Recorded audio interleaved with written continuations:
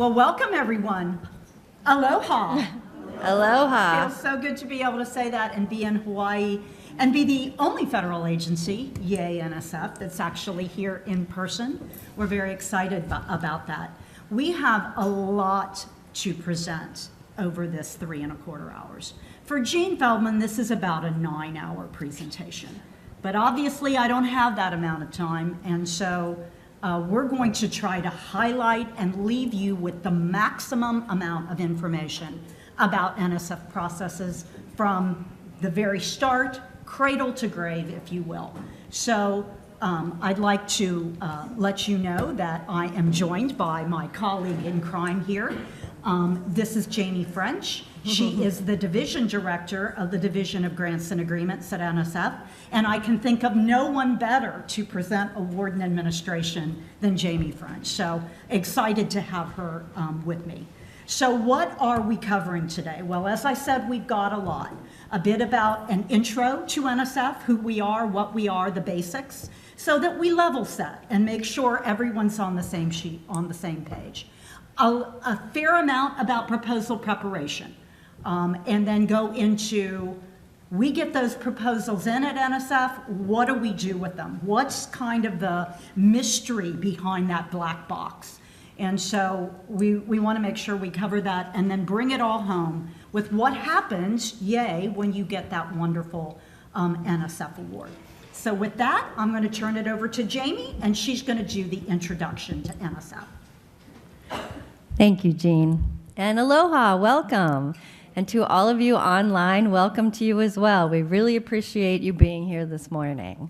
I'm going to get started. Since this is a primer, we're going to give you a little bit of background information about the National Science Foundation. The National Science Foundation, where discoveries begin. That's our motto. So we are an independent agency. What does that mean? That means we're not under a cabinet level agency like other federal agencies that give out grants such as HHS and DOD. We're an independent agency. Another unique feature of NSF is we are governed by a National Science Board. The National Science Board is comprised of 24 members that are presidentially appointed to the board. Now, we fund fundamental basic research, and that means education and all the non-medical fields of science and engineering. Now, most of the awards we make go out as grants. You're probably most familiar with that award mechanism. However, we also award cooperative agreements, contracts, and fellowships, which you may be familiar with as well. We look very much like a university. We have a discipline-based structure. So we have our scientific directorates, engineering, computer science, biological sciences, that sort of thing. So we mirror you as an educational institution in that respect.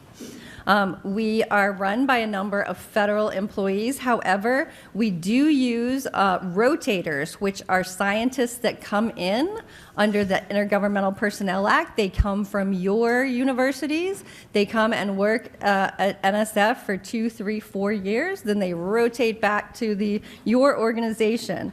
This keeps us connected with all the fields of science and your educational communities out there. We have fresh new voices coming in all the time.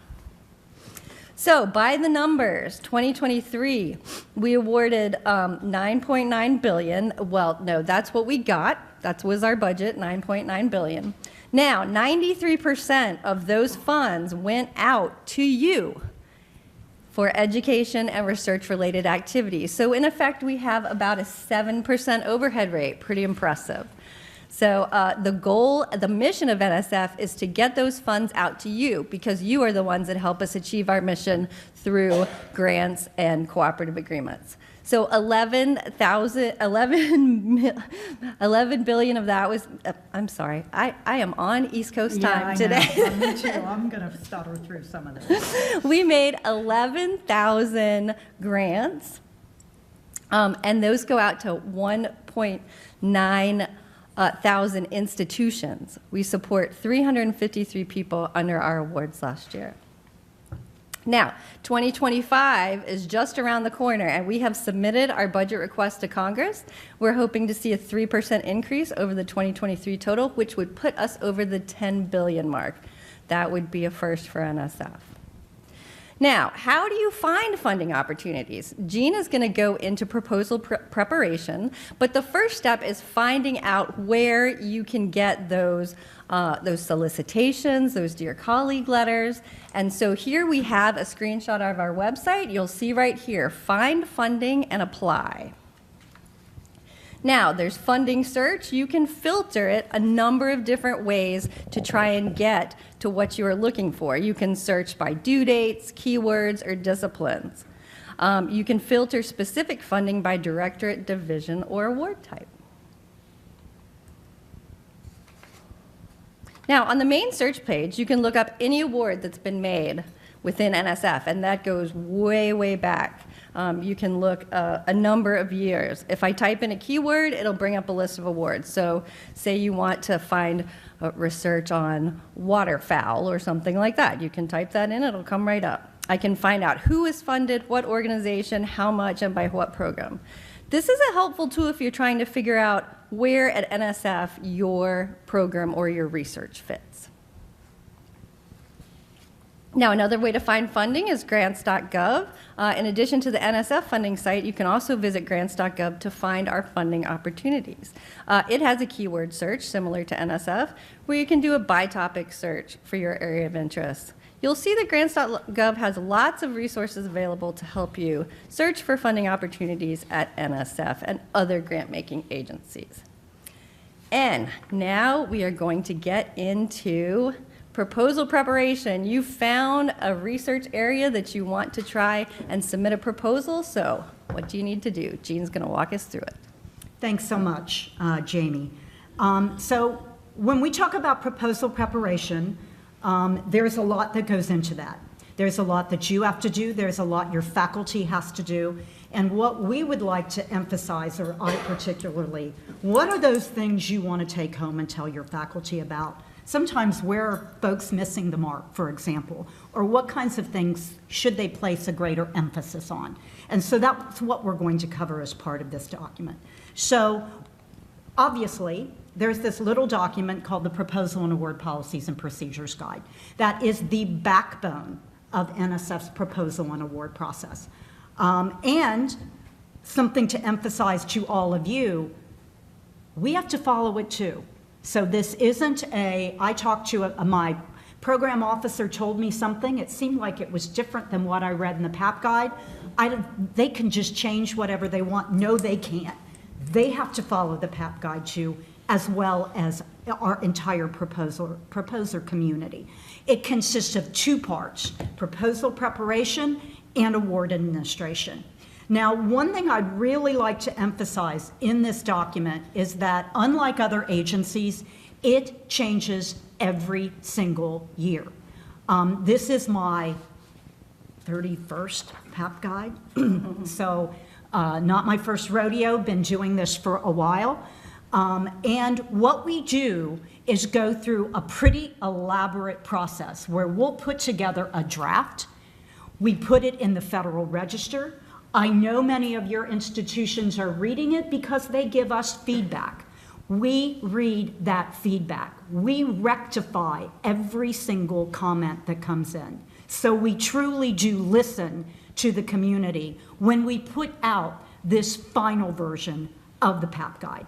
And so that's something very important to take into consideration when you do see one of these for draft, because we want to hear what you have to say. Now, as a federal agency, we can't always incorporate all the feedback. Some of it's statutory, some of it's regulatory, but we do listen. So something else about the PAP guide that's worth understanding, as I mentioned, is that it really is our entire cradle to grave process. So it's going to cover proposal preparation. It's going to cover what might happen if it comes in and we find compliance issues. What are the reasons that we might send a proposal back without review? And I'm going to cover those kind of things as well, particularly in the merit review piece. It explains to you how you can withdraw a proposal and when, return without review, as well as the unfortunate case of declination. So we're going to make sure you understand that it's covered in the PAP guide as well. So a little bit about our timeline. As I've mentioned, we do take the PAP guide very seriously and put it out for public comment. But once we put our multiple hundred funding opportunities on the web, you have at least 90 days to prepare your proposal. And that 90 days is also very, very important at NSF. I happen to be the clearance officer for the foundation, so me or one of my staff has to review and approve every single one of those. And so I can think of maybe 2 or 3 times in the past 20 years where we have not done that 90 days. So that's very, very important to us. In terms of how much time you put together. It typically takes about 6 months for us to review that proposal, and that means all the way up to a program officer making a recommendation and a division director concurring on that. So it's not just a program officer. I'm going to cover how that merit review process works, but someone else looks at that program officer's recommendation before it actually is sent to Jamie's office, the Division of Grants and Agreements. We have another awarding organization called Division of Acquisition and Cooperative Support, but they do our very large awards, and so you're going to be dealing mostly at NSF with the Division of Grants and Agreements. And they get 30 days to prepare and review and put an award out there to the community, and that includes everything from looking at the whole process, but those are for institutions of higher education. Obviously, if it is a very large facility or center, that's going to take more time because that negotiation process is going to take more time. So we are unique at NSF in the way of funding opportunities. You hear the term FOA, Funding Opportunity Announcement. That's what's used in 2 CFR 200. And I can tell you that they have one type. We have 4. And so I want to walk you through briefly what that means to all of you in terms of those types of funding opportunities. We have, on the far left, program descriptions.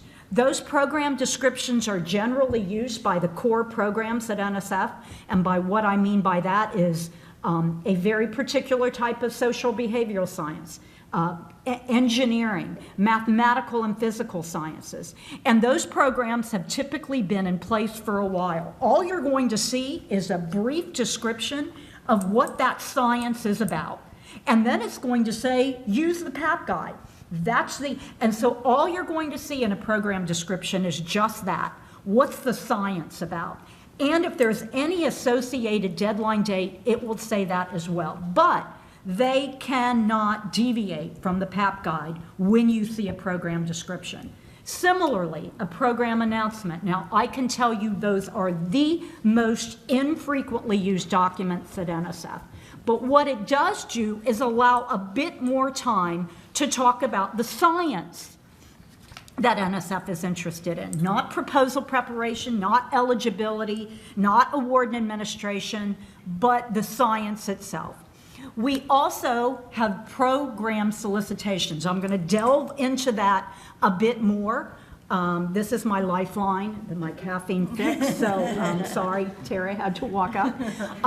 But program solicitations are important because they can deviate from the PAP guide.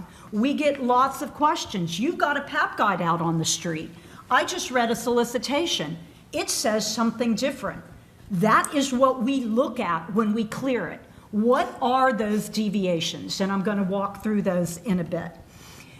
Dear colleague letters. That's something, and we still call it, dear colleague. This is where a communication with the community, and those are used in the following ways. We have a solicitation out on the street, but we're very interested in a particular kind of science. And so we just want to point out that those are areas we're really interested in. They can use a DCL, what we call them internally at NSF. They can use a DCL for that. They can also use them to tell you about supplemental funding requests. That directorate, sometimes it could be at the directorate level, or all of NSF can, if you are eligible, if you have an award, you can do in that space a supplemental funding request. Recently, and the biggest, newest change to use of DCLs is that we can now use them. The rule at NSF, inside baseball here, folks, is that you cannot use a DCL to generate a full proposal, a full new proposal. What you can do, though, the program could say, we're interested in RAPIDS, rapid response research, our EAGER, which are for transformative proposals, RAISE, which are interdisciplinary. And they could say, we're interested in this area, go to the PAP guide, look up RAISE, and everything else will be the same. So they can't deviate from the PAP guide, but they can generate new proposals in that way. So what do you look for in a funding opportunity? Well, obviously, you're looking at what the goal is, and this is what you should be emphasizing to your faculty. They should be looking at, does my science meet what the goal of this program is? Do you fit within the goal NSF is trying to achieve?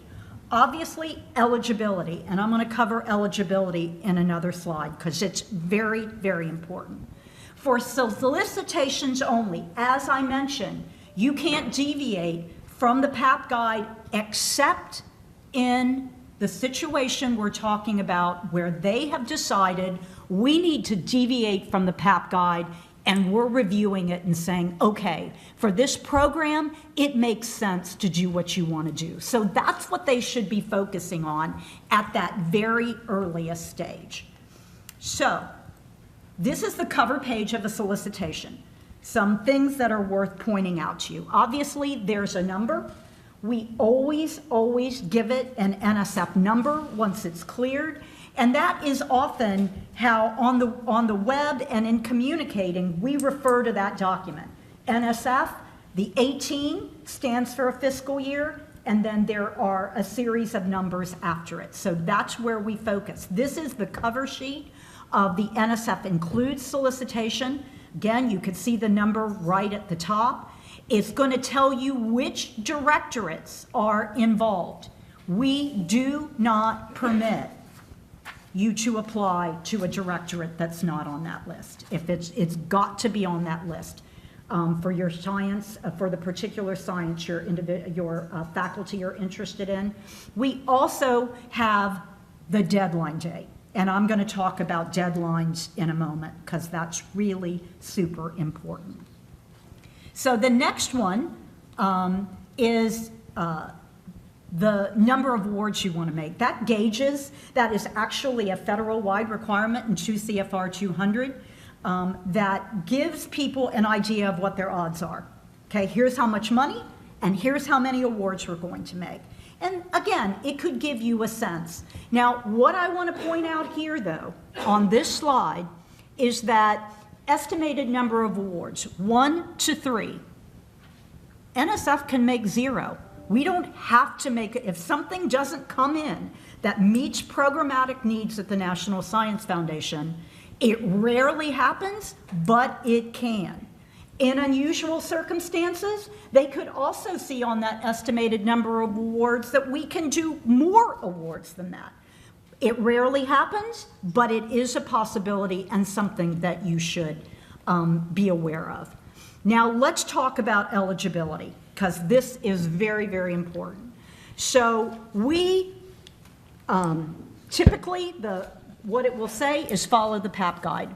And any of the categories that are included in the PAP guide is who is eligible. I personally review any solicitation whose eligibility is beyond institutions of higher education and nonprofits. I want to see what they're saying. I want to see how they're limiting that eligibility, because RPIs I mean, our program officers are like PIs. That's what they did back at their institutions. And sometimes, believe it or not, they'll write it so complex that you can't even figure out whether you're eligible or not. And we don't like to see that. We want to understand who's eligible, and if you're limiting, why you're limiting. So we tell you who can submit the proposals. There are 2 places where I'd like to point out things of interest here. We try not to limit the number of proposals that an organization can submit. Why do we do that? Why do we have that policy? Because if you're at the institutional level, that means you have to figure out, should I submit a social sciences proposal or a mathematical and physical sciences? It's really hard for institutions to make those decisions. So we want to know why you are limiting at the institutional level, and we take that very seriously. We can also limit, and much more frequently this occurs, the PI.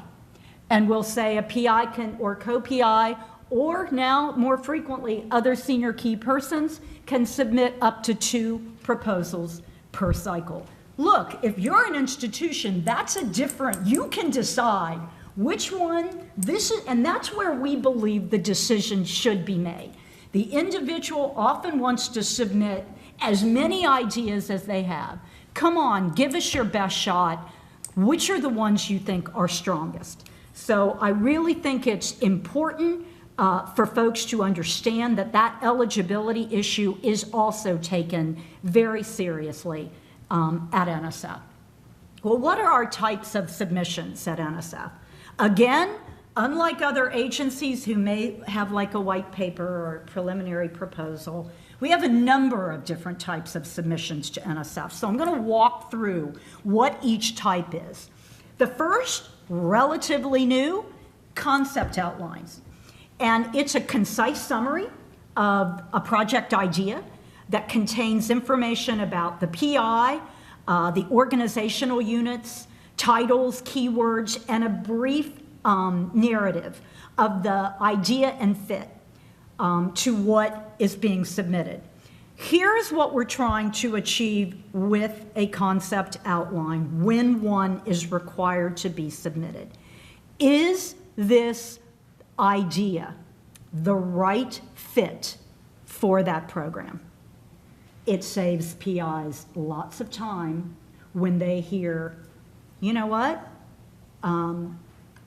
They're telling me this isn't the right idea for not that we don't ever want to see it, but for this particular solicitation, it's not the right kind of thing. We do this to relieve administrative burden, and again, we're looking for appropriateness to that particular solicitation. That's what we're trying to achieve there. Now, I will tell you right now, they are required for rapid, eager, and raised proposals, and can be required per solicitation. And the important thing to also focus on is that they can also use the feedback. If they get, this doesn't appear right to us as an idea, it's not an absolute death to that idea. Meaning they can listen to what the program, they're not getting review notes or anything, but it can help in understanding of why NSF says it's not right for that particular program. Letters of intent. A letter of intent is not a concept outline. What we use letters of intent, and they're stated in the solicitation, it's not a binding document. So what we're interested in is to help us plan our review process. It helps us identify the number of proposals that may be coming in. It also, because they do put stuff about the science in it, it could help us identify reviewers that are going to be needed for that particular letter of intent. So these are plan ahead kinds of documents for use by NSF. Preliminary proposals, this one's a little different in that we have the ability with preliminary proposals to make them binding or not binding. They're almost always binding though, based on, and what do I mean by binding? I mean binding if NSF gives you an answer of, sorry, you're done. If it's binding, you're done. The solicitation will tell you. We also have another type called encourage, discourage, where doesn't happen often, but they do listen. If they listen, and this you're going to get feedback on. So if they listen and really take that into consideration, on occasion, an encourage, discourage has resulted in an NSF award. But binding, if you see that, if the answer's no, the answer is no. To use a binding, the requirement is it has to be externally reviewed, meaning the community, scientists in the community have to have given their feedback. And remember, as I'm going to emphasize, that's what a reviewer gives us is advisory. We don't have to follow it, but the bottom line is we typically do. So that is a preliminary proposal. Then we have, of course, we also have full proposals. There's not a slide on that. I need to make a note to that. We also have full proposals, which obviously we're going to be spending a lot of this today on what a full proposal is. Now these are the kinds of deadlines. Again, we're unique in this regard too. We have multiple kinds of deadlines or not. What's been more frequent than anything else at NSF is the movement to a type of deadline called no deadline. You can submit the proposal at any time. It's used now, geosciences, engineering, parts of SAW, computer and information science and engineering. Remind me, if I say an acronym, I can say a whole sentence with no words in it, because that's how government works. But bottom line for you is that we're using more and more of this. Because what we found was that we were putting deadlines out there and it was pressuring the community to respond based on the fact that there was a deadline. So we're saying, give us your best proposal. That's what we're really interested in at NSF. Another kind of deadline is a target date. And a target date is, again, a nuance that is only used by the National Science Foundation. It's a date your PIs, your faculty should plan for, but if they think, I've got this amazing idea, something just happened, I need to change something out, they should contact their program officer.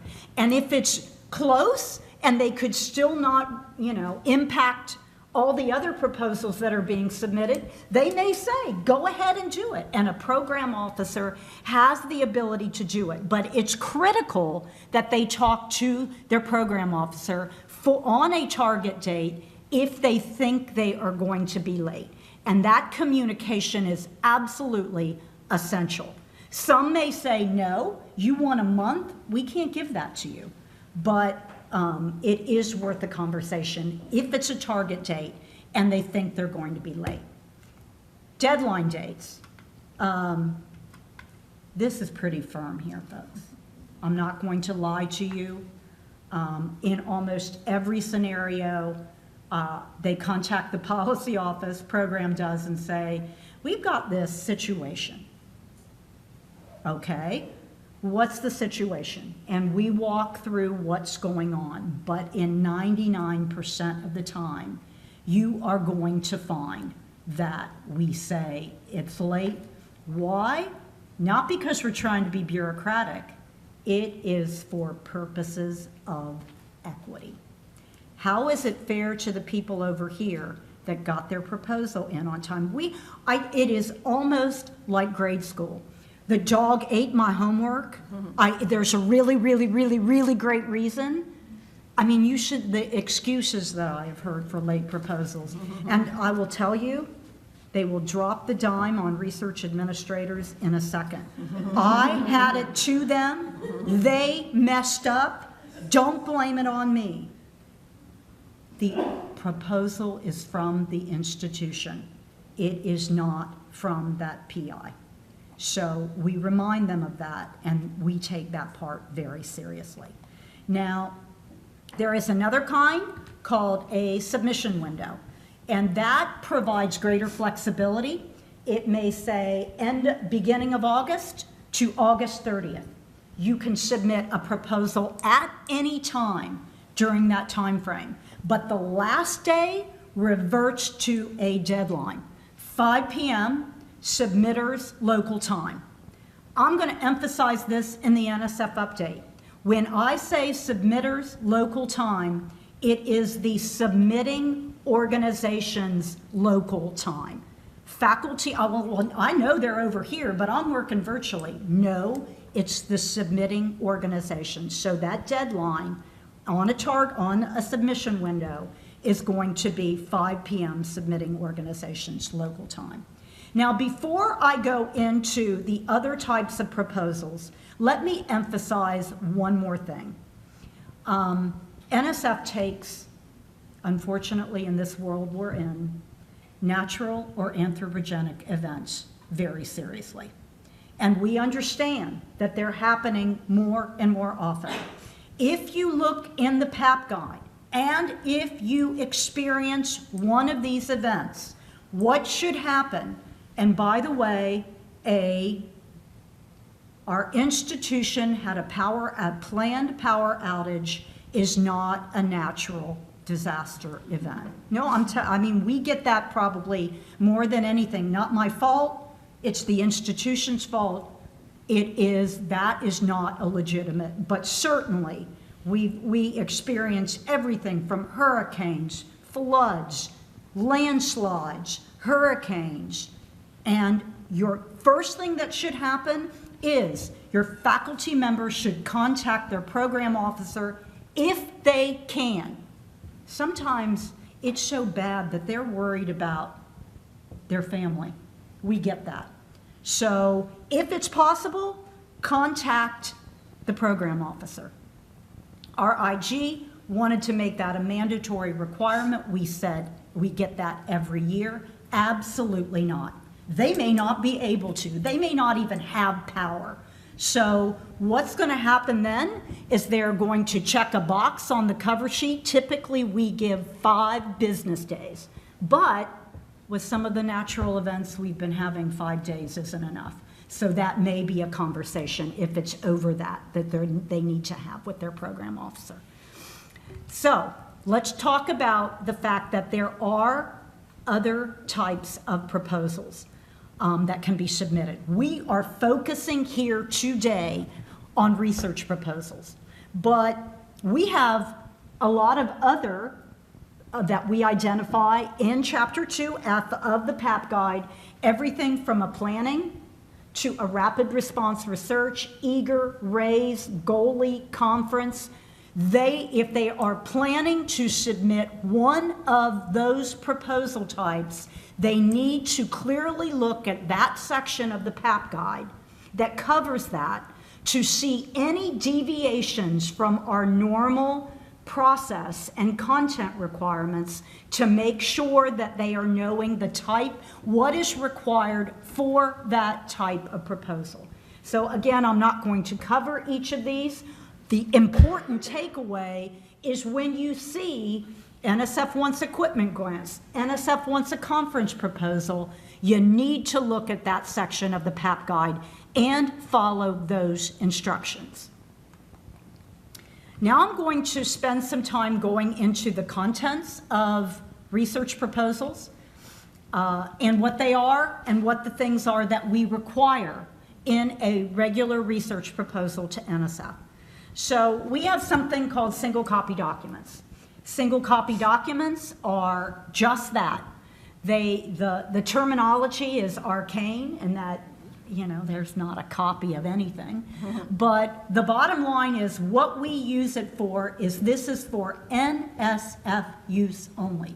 It does not go out to a reviewer.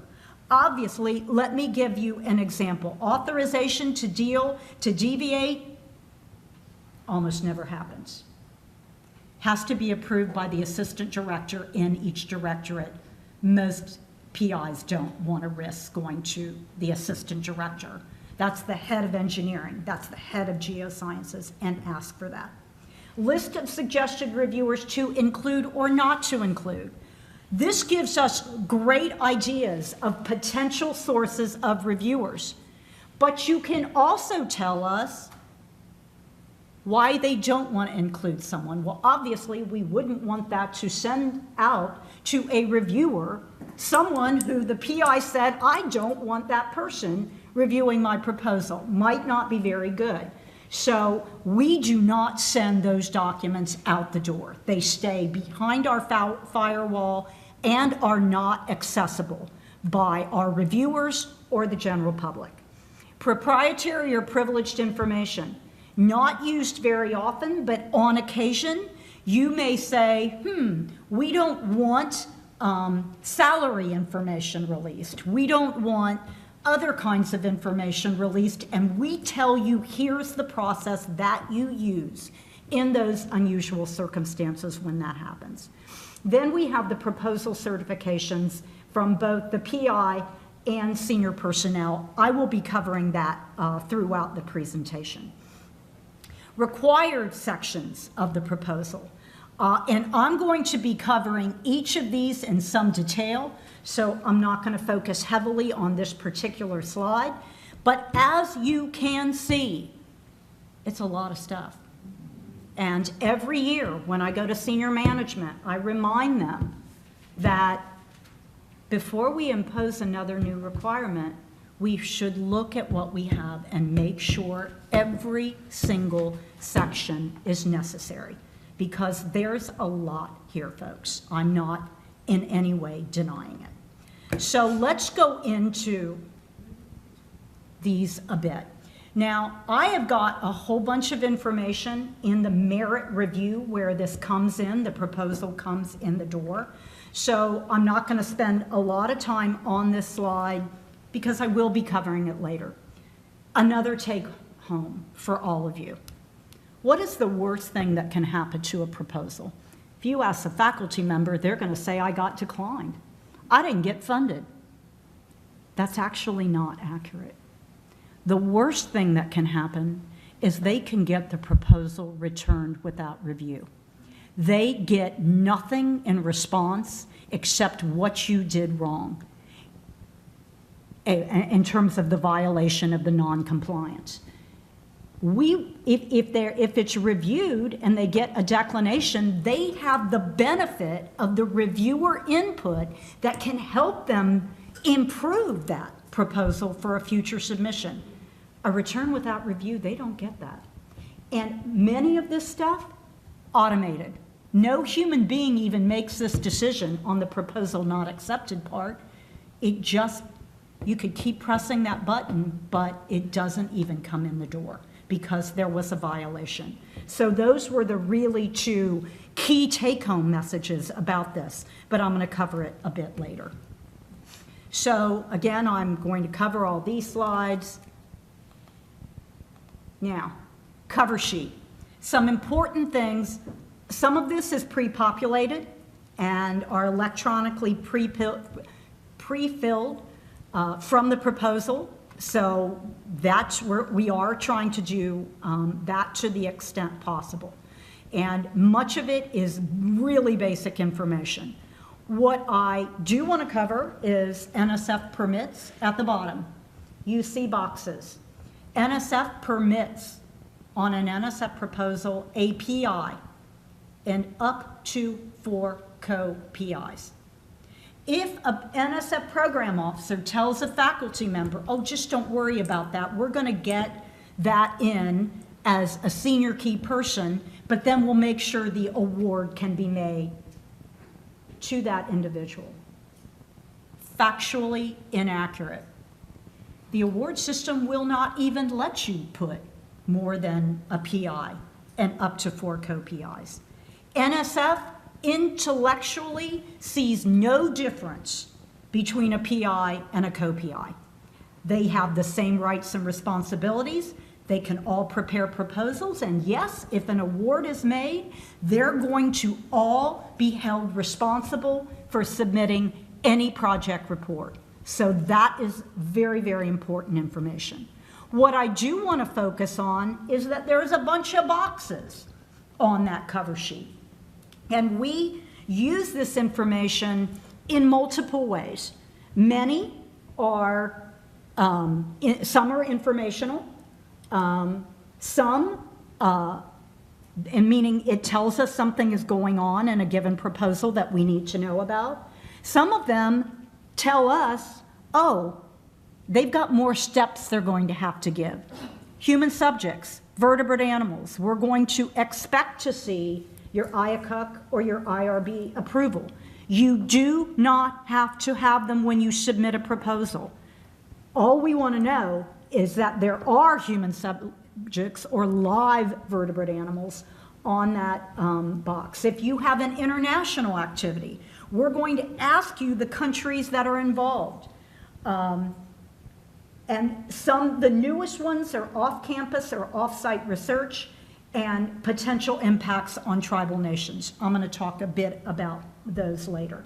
But this is very, very important information to us. One of the, by far, most misunderstood boxes on the cover sheet is beginning investigator. It is a box. We note we've added now bio-directorate only. It is, you cannot simultaneously submit a proposal to biological sciences and read the writing, the National Institutes of Health, for simultaneous consideration unless, and there are a couple of proposal types that a person has received that they say, oh, okay, that's okay, or if you've received the approval from both the NSF program officer and the NIH program officer before you do it. Everyone thinks that beginning is a term used throughout the National Science Foundation. It is not. You could submit for simultaneous consideration to another agency at the same time for any other directorate at NSF. So that's something I wanted to make aware of because it's in no other part in this presentation. Project summary, one of the most important documents at NSF. Why? Number one, it's summarizing what's going on. And what you're doing, it's the first thing a reviewer sees. So you are generating interest. This is, ooh, I like this idea. I want to read more. I want to read that project description to know more about what they're doing. There are two schools of thought. Neither of them is wrong. I do my project description and then I write my project summary. Or I write my project summary and I use that to help better guide the project description. But I will tell you, it is also used by program officer at NSF to say, ooh, it's helping them identify potential reviewers. Ooh, I see the science they're in. I know some people here that would be good to review that.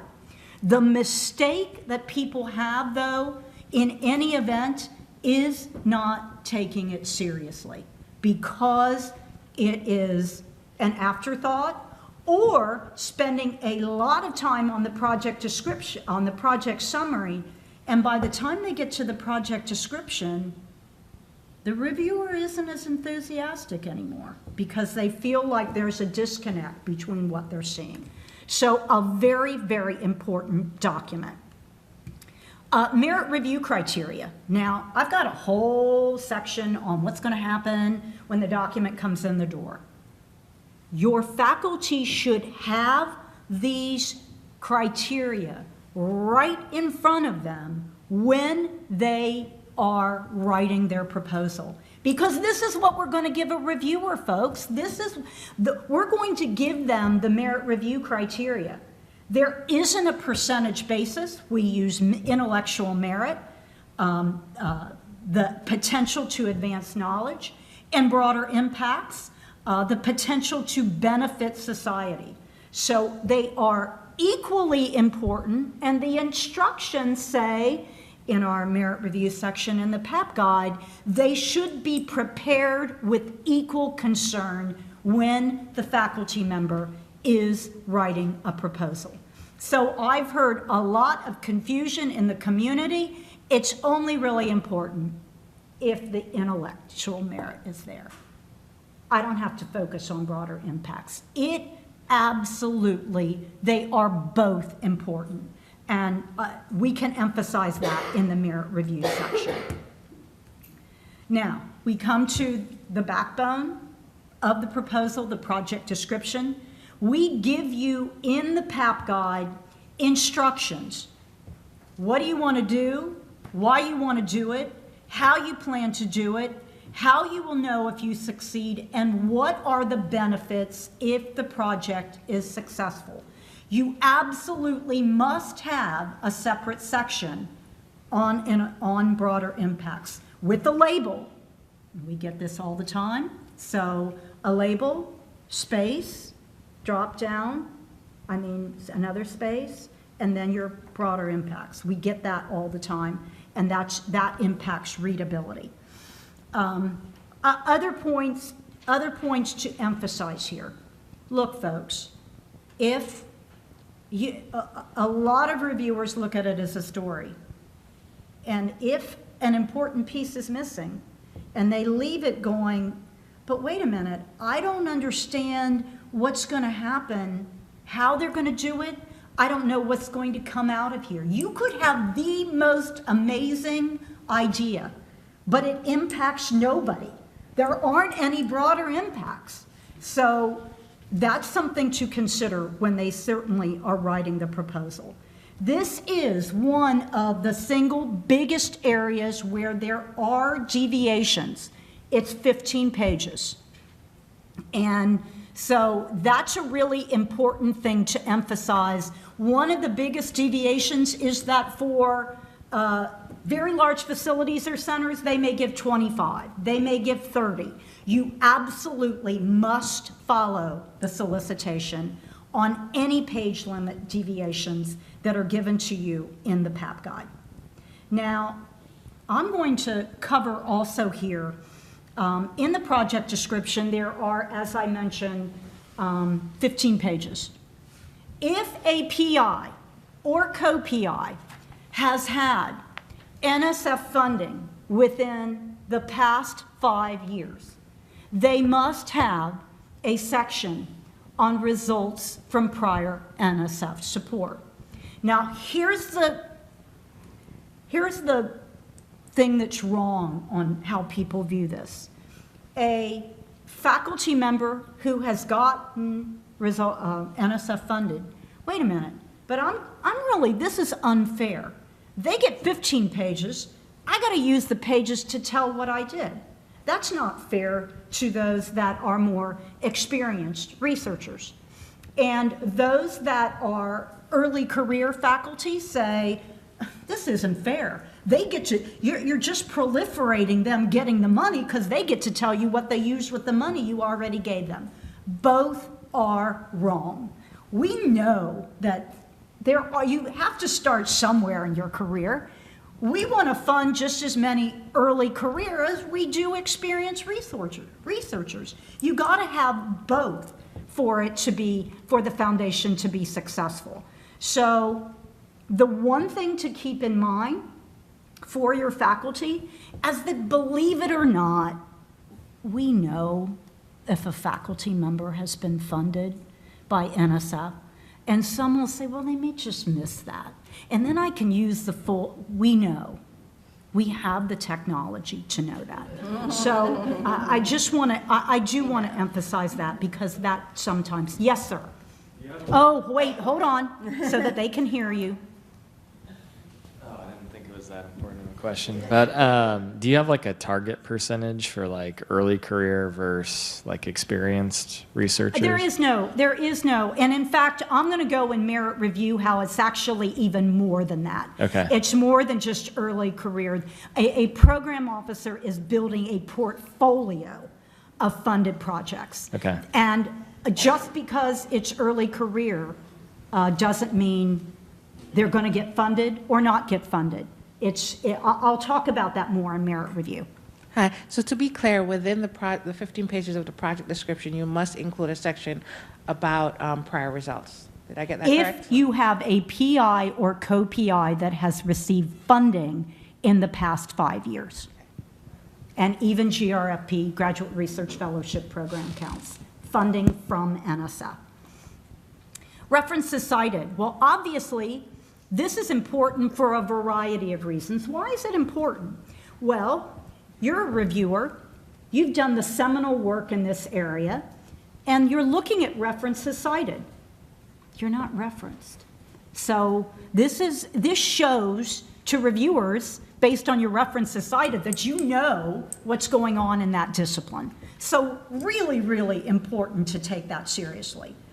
Also, you have situations where it's a small discipline.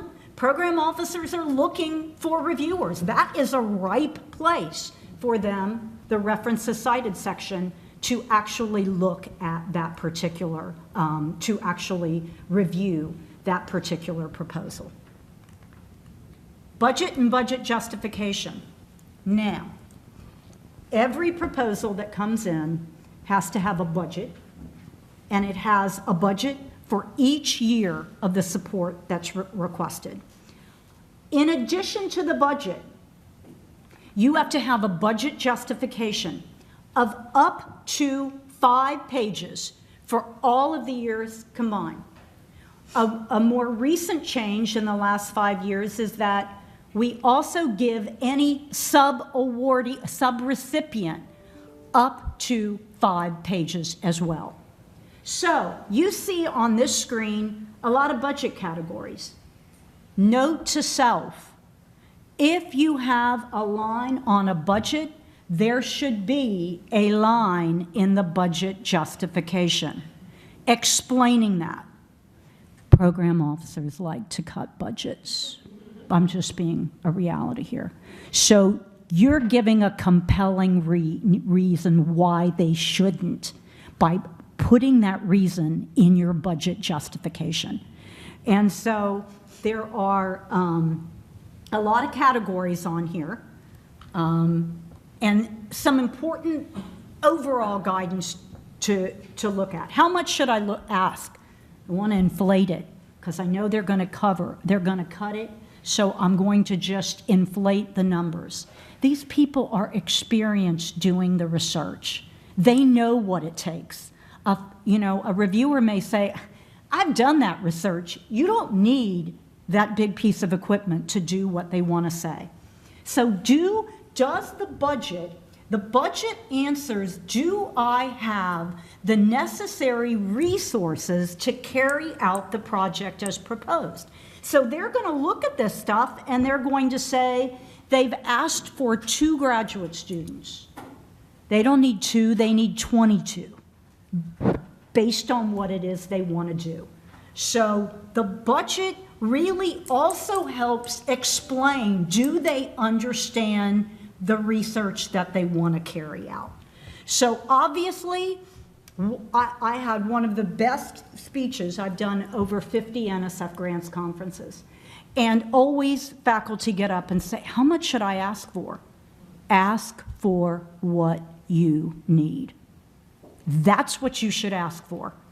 And then again, it may come down to justifying the heck out of that, but the bottom line is the numbers there should be realistic and reasonable, well justified, and this is another area, and probably one of the biggest areas in solicitations where they do deviate. They may say, these are the cost categories we're going to support here. Now, we look at them and make sure that makes sense. But the bottom line is Pay attention in that solicitation when you look at the budget section to see, are there cost categories that they specifically say, we don't want to see on that budget. The eligible costs consist of personnel. Part A is the all senior personnel, PI, co-PI, and other senior personnel. That doesn't impact who's on the budget, by the way. It's taken from our cover sheet. So it's 1 and 4. So again, that's not how that is used. You can ask for equipment unless sometimes the solicitation says no. Travel, justify it. If you don't know where you're going to go, and often they don't, in 3 years, I want to go to a conference. I don't know where it's going to be. You pick worldwide. That's the answer if you don't know where you want to go. But you know that's the seminal conference in your field and you desperately need to be there. Participant support, definitely the most misunderstood. Those are costs associated with training activities at NSF conferences. And a lot of people think it means anybody on the budget as a participant. They are not. These are specific people. For example, you're doing a training activity. The people that you want to come to the conference, graduate students, undergrads, school teachers, those are the participants. Because that's a critical part of the review process, we put and take this very seriously. You put it on the budget. There are categories for salary, subsistence, travel, other, justify, justify, justify. Those are extremely, extremely important. When NSF awards something, you can't take things out of that budget without prior NSF approval by the program officer. So that is a section that you do absolutely need to take seriously. One of the biggest questions we get, okay, I am running a big conference. I want to give food to the people who are coming, but it's a big conference. So I don't want to give it to all of them because can you imagine trying to feed within an hour 3,000 people? What you can do though is not put it on the subsistence line, but do a subcontract to a vendor, and that would go on another line of the budget, other direct costs, so, or the subcontract line. So in the other direct cost section. That is perfectly legitimate, and we get that question a lot. The same with big things like, you know, supplies, you want to get in a vendor to do something. You need to think about that when you're putting that participant support section available. Another, yes, sir. What about test subjects? I'm sorry, you have to add, hold on. Thank you. What about the test subjects? Does come to participant support or under other direct costs. Okay. Those are not participants for human subjects. Yeah. Okay, so let's go on. Again, lots of other things to talk about. Facilities, equipment, and other resources. That used to be the most underutilized section of an NSF proposal. What are we trying to figure out in facilities, equipment, and other resources?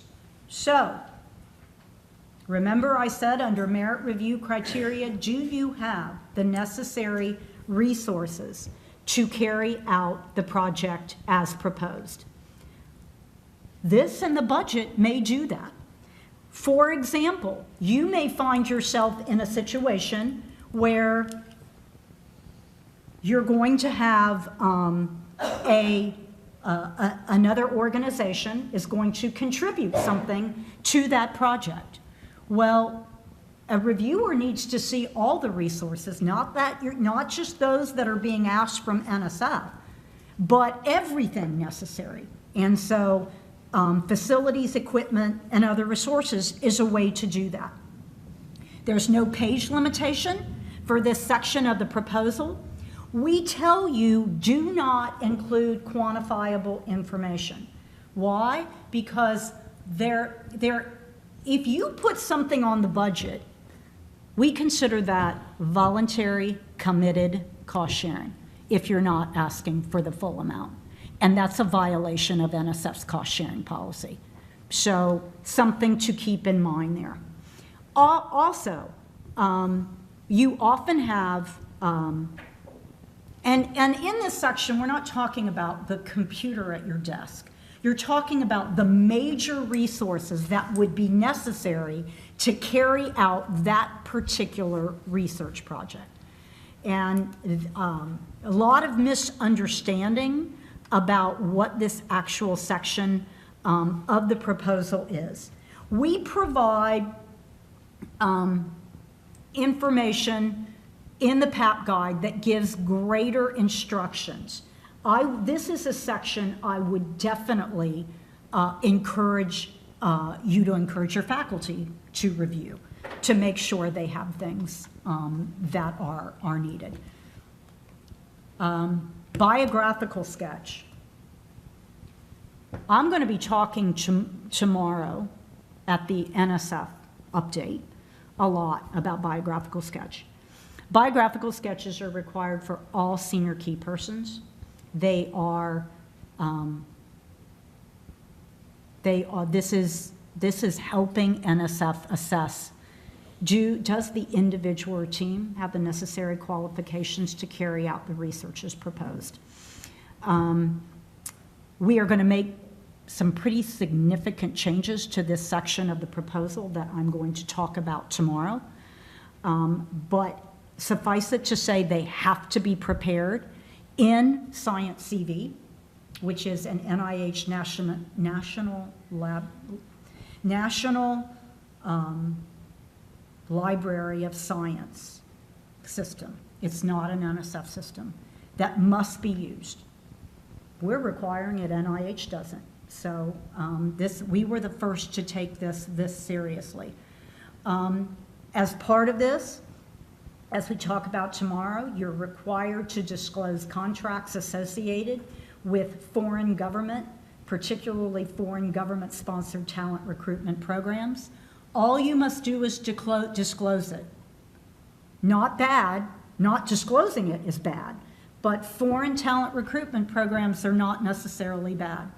As what I'm going to talk about tomorrow, there's a new term of art called malign foreign talent recruitment programs. That's bad. And so we will be talking about that. Again, have to be done in Science CV and uploaded with the proposal. Current and pending other support. My God, we get so many questions on current and pending support. Oh, yeah. Yes, sir. Thank you. About the biosketches, do you still accept the updated biosketches in NIH formats? Nope. It's clear. Thank We you. use the NSF format. Now, what I'm going to talk about tomorrow is a great effort to harmonize the requirements of the federal research funding agencies. We are working very hard to do that, but I'm going to talk about that tomorrow, a bit more tomorrow. Now, current and pending support. What are we trying to do with current and pending support? They're also required for all senior key persons.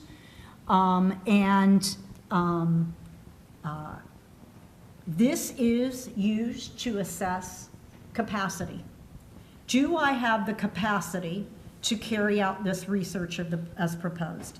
It also helps us understand any overlap or duplication of something they're already funded to do with what they're submitting a proposal for.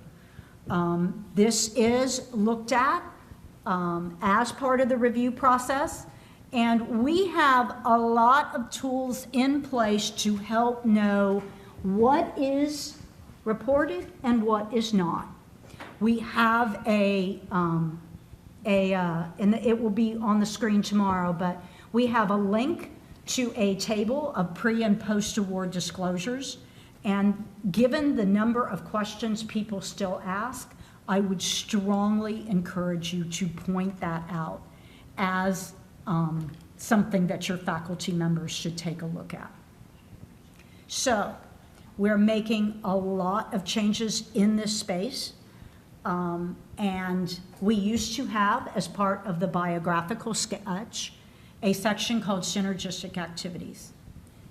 And that is used to really do what the third bullet says, demonstrate the broader impact of the individual's professional and scholarly activities that focus on the integration and transfer of knowledge, as well as its creation. So beginning May 2024, any new proposals submitted or due will have a separate section on synergistic activities. It won't be included as part of the biographical sketch. So that's a very, very important takeaway. Now, there was a lot, when I briefed this to senior management, here's where we went with this.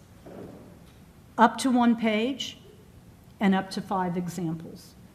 People were like, why just give us a page? Well, if you are an early career faculty member, you say, wait a minute, I don't have the examples that an experienced researcher has. And so that was taken into consideration when we came up with up to 1 page and up to 5 distinct examples. So we also have some supplementary documents that we require. For every proposal, there is a data management plan, there is a postdoc mentoring plan, and there may be letters of collaboration. So let me talk about those a bit. Letters of collaboration. What are they not? They are not a letter of support. What's a letter of support? I am the governor of this state, and this faculty member is amazing, and we think you should fund them. We don't want them. We don't need them. We have other ways to determine whether people still seem to think that will help. So please tell them, unless, and in our EDU, our Education and Human Resources Directorate is one of the few directorates that in the solicitation may allow you to submit those, but letters of support are not to be submitted. What is a letter of collaboration? I'm participating in this particular proposal. I'm identified by the PI and co-PI as participating. Well, reviewers want to know, is that person really on board with this? Are they really going to do that? Because you would be surprised, some of the same names appear in proposal after proposal after proposal. So we give you language that can be used, but is not required to be used. The reason is because of the following. NSF is increasing the number of our collaborations with private industry. Private industry wants to tell you a lot more than one sentence. They want to say, this is who I am, this is what I'm going to be doing, this is how much time I'm going to be spending doing it. And we do not want to fault the faculty member if the collaborator goes beyond that. So again, that language is an example. I have seen a few solicitations where they do require that language that's specified in the PAP guide to be used. But really the important part about this is that all of these collaborative activities should be described in the project description. So they're not a way to get beyond the 15 pages. They're really a way to tell us, these are the people that are going to participate, and you describe what they're going to do, what are the contributions. Sometimes they'll say, we want to use in the proposal a Department of Energy site. They've got this major piece. Well, Energy writes and says, yes, they can use that. And If they get that award, they're going to be permitted to do so. Their logistical support, mentoring activities. So those are important things to think about in the letters of collaboration. Mentoring. NSF requires out of America Competes Act of 2009 a postdoc mentoring plan if a postdoc is identified on line B1 of the budget. When America Competes Act was signed in 2009, postdocs told the Hill, we are not being mentored. So the Hill is mandated that we get a postdoc mentoring plan with each proposal. There are also descriptions, kinds of things that could be covered under that postdoc mentoring plan. The Hill, meaning Capitol Hill, also said, you're not just going to review it under anything. We insist that this be reviewed, this plan, under broader impacts.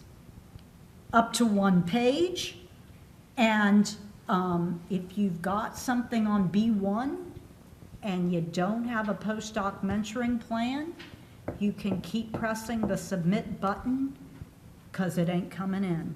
It is auto compliance checked. If it is a collaborative proposal with subawards, it's still 1 page for the collaboration.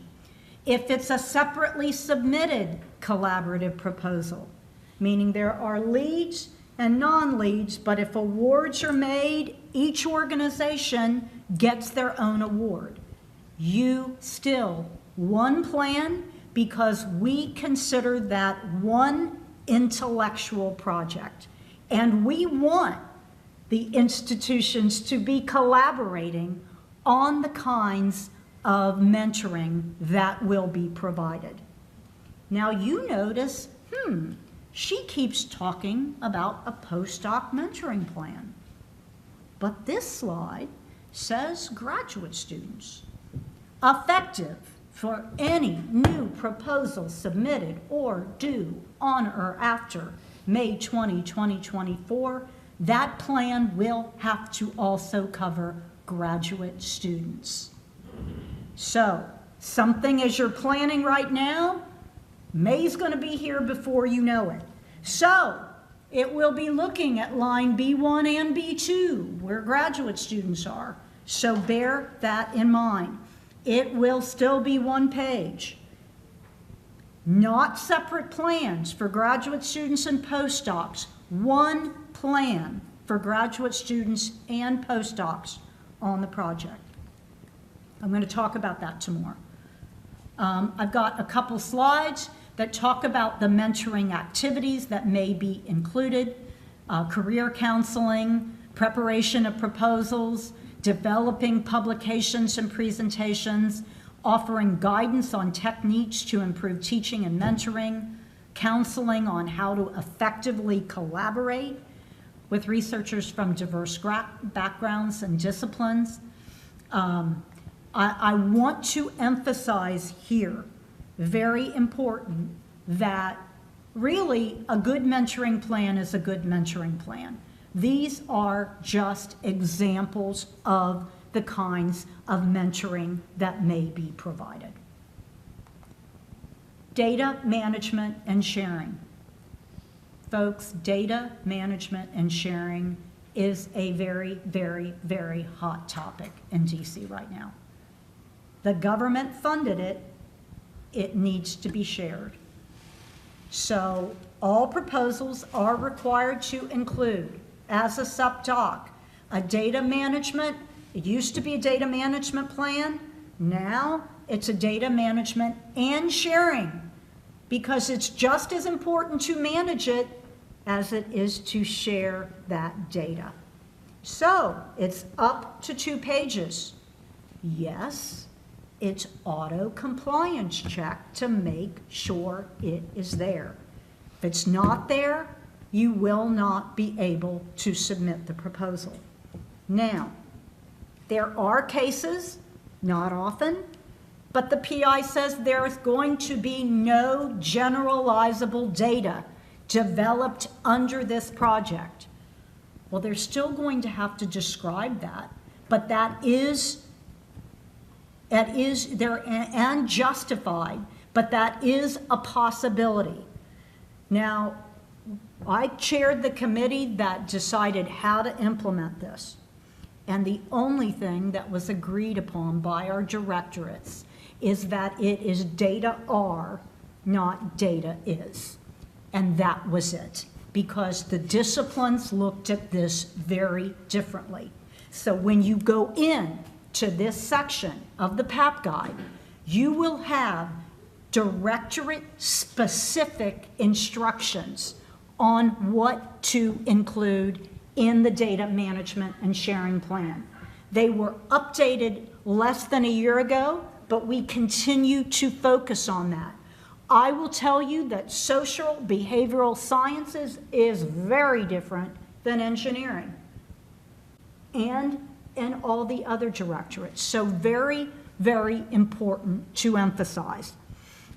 The reason I went through the differences in discipline is that we had a long conversation about should it be reviewed under intellectual merit and broader impacts. They didn't agree on that either. They said it could, wait, no, absolutely this is intellectual merit. And another absolutely it is broader impacts. So all we say is the plan will be reviewed as part of intellectual merit and or broader impacts based on the content of that proposal. So I wanted to emphasize that as well. One of our newest plans came out is a plan for safe and inclusive working environments for off-campus or off-site research.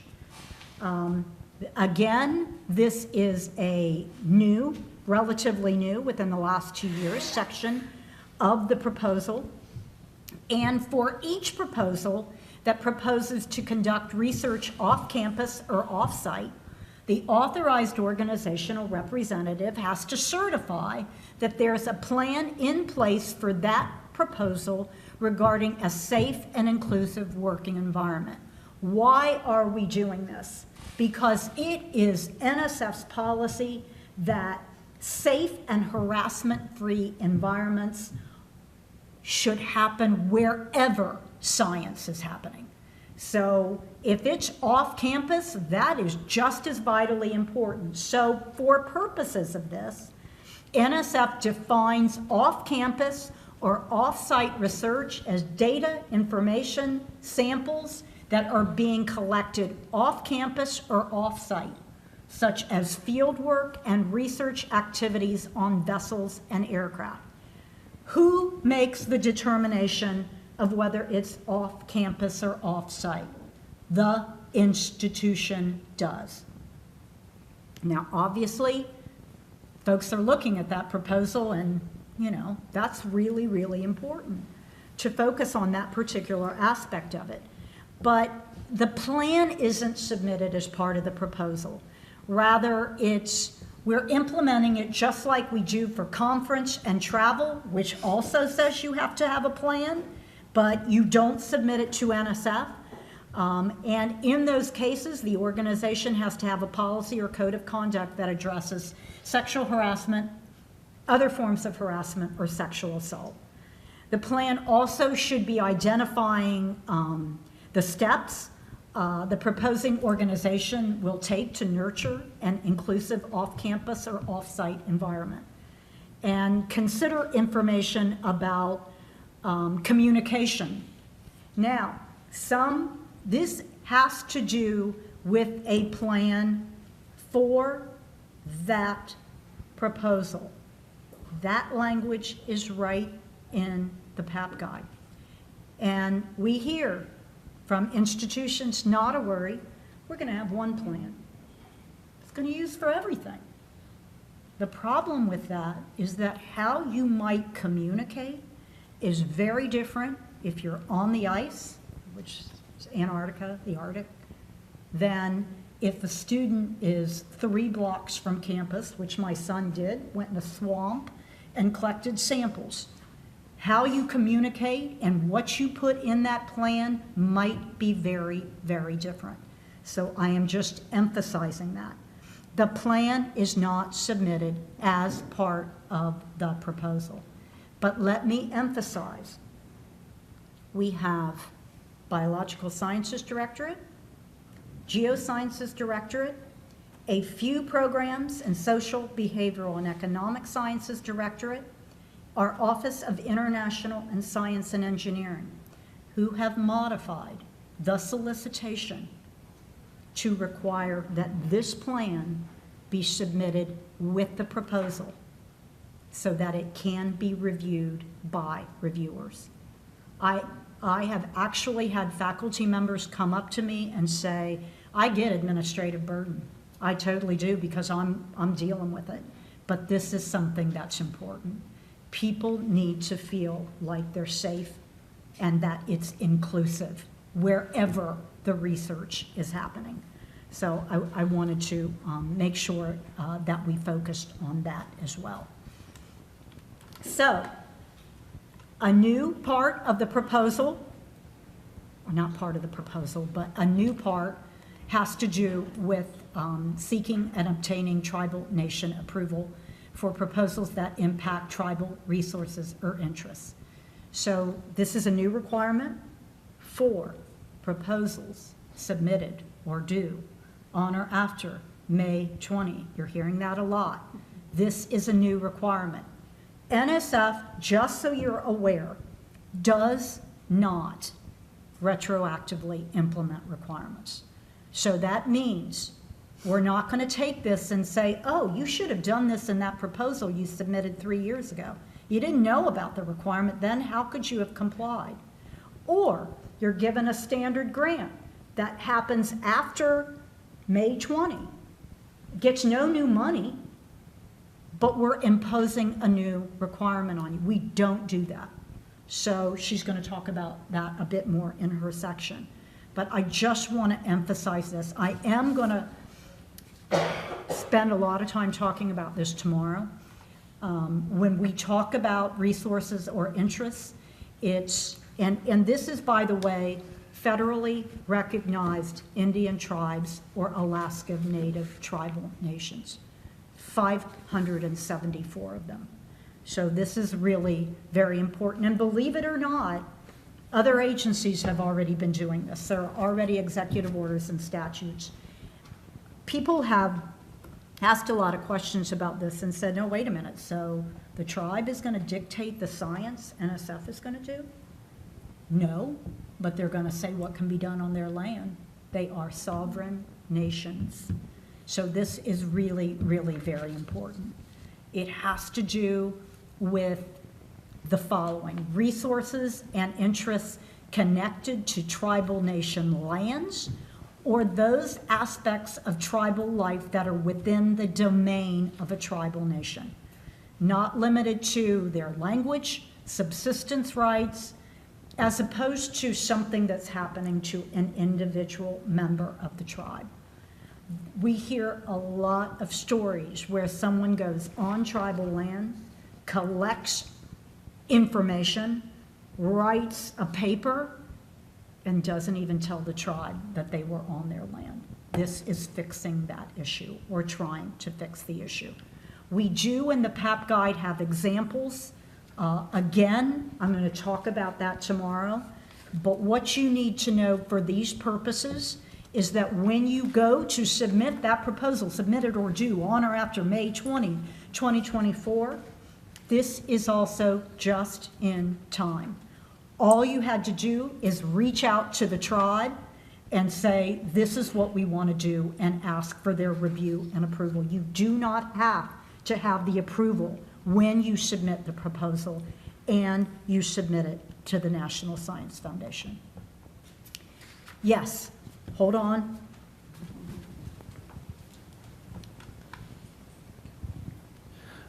Quick question about the tribal approvals.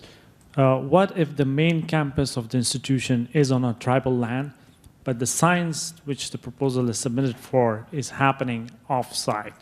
Okay, I can answer that question. I love it when we know about it, so thank you for that question.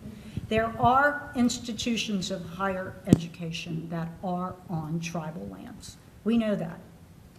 But what the expectation is, some of them are actually chartered and a part of the tribe. NSF, though, does not know that. We will not know that you're an institution of higher education on tribal lands. So what we're telling you to do in those cases is work with the tribe.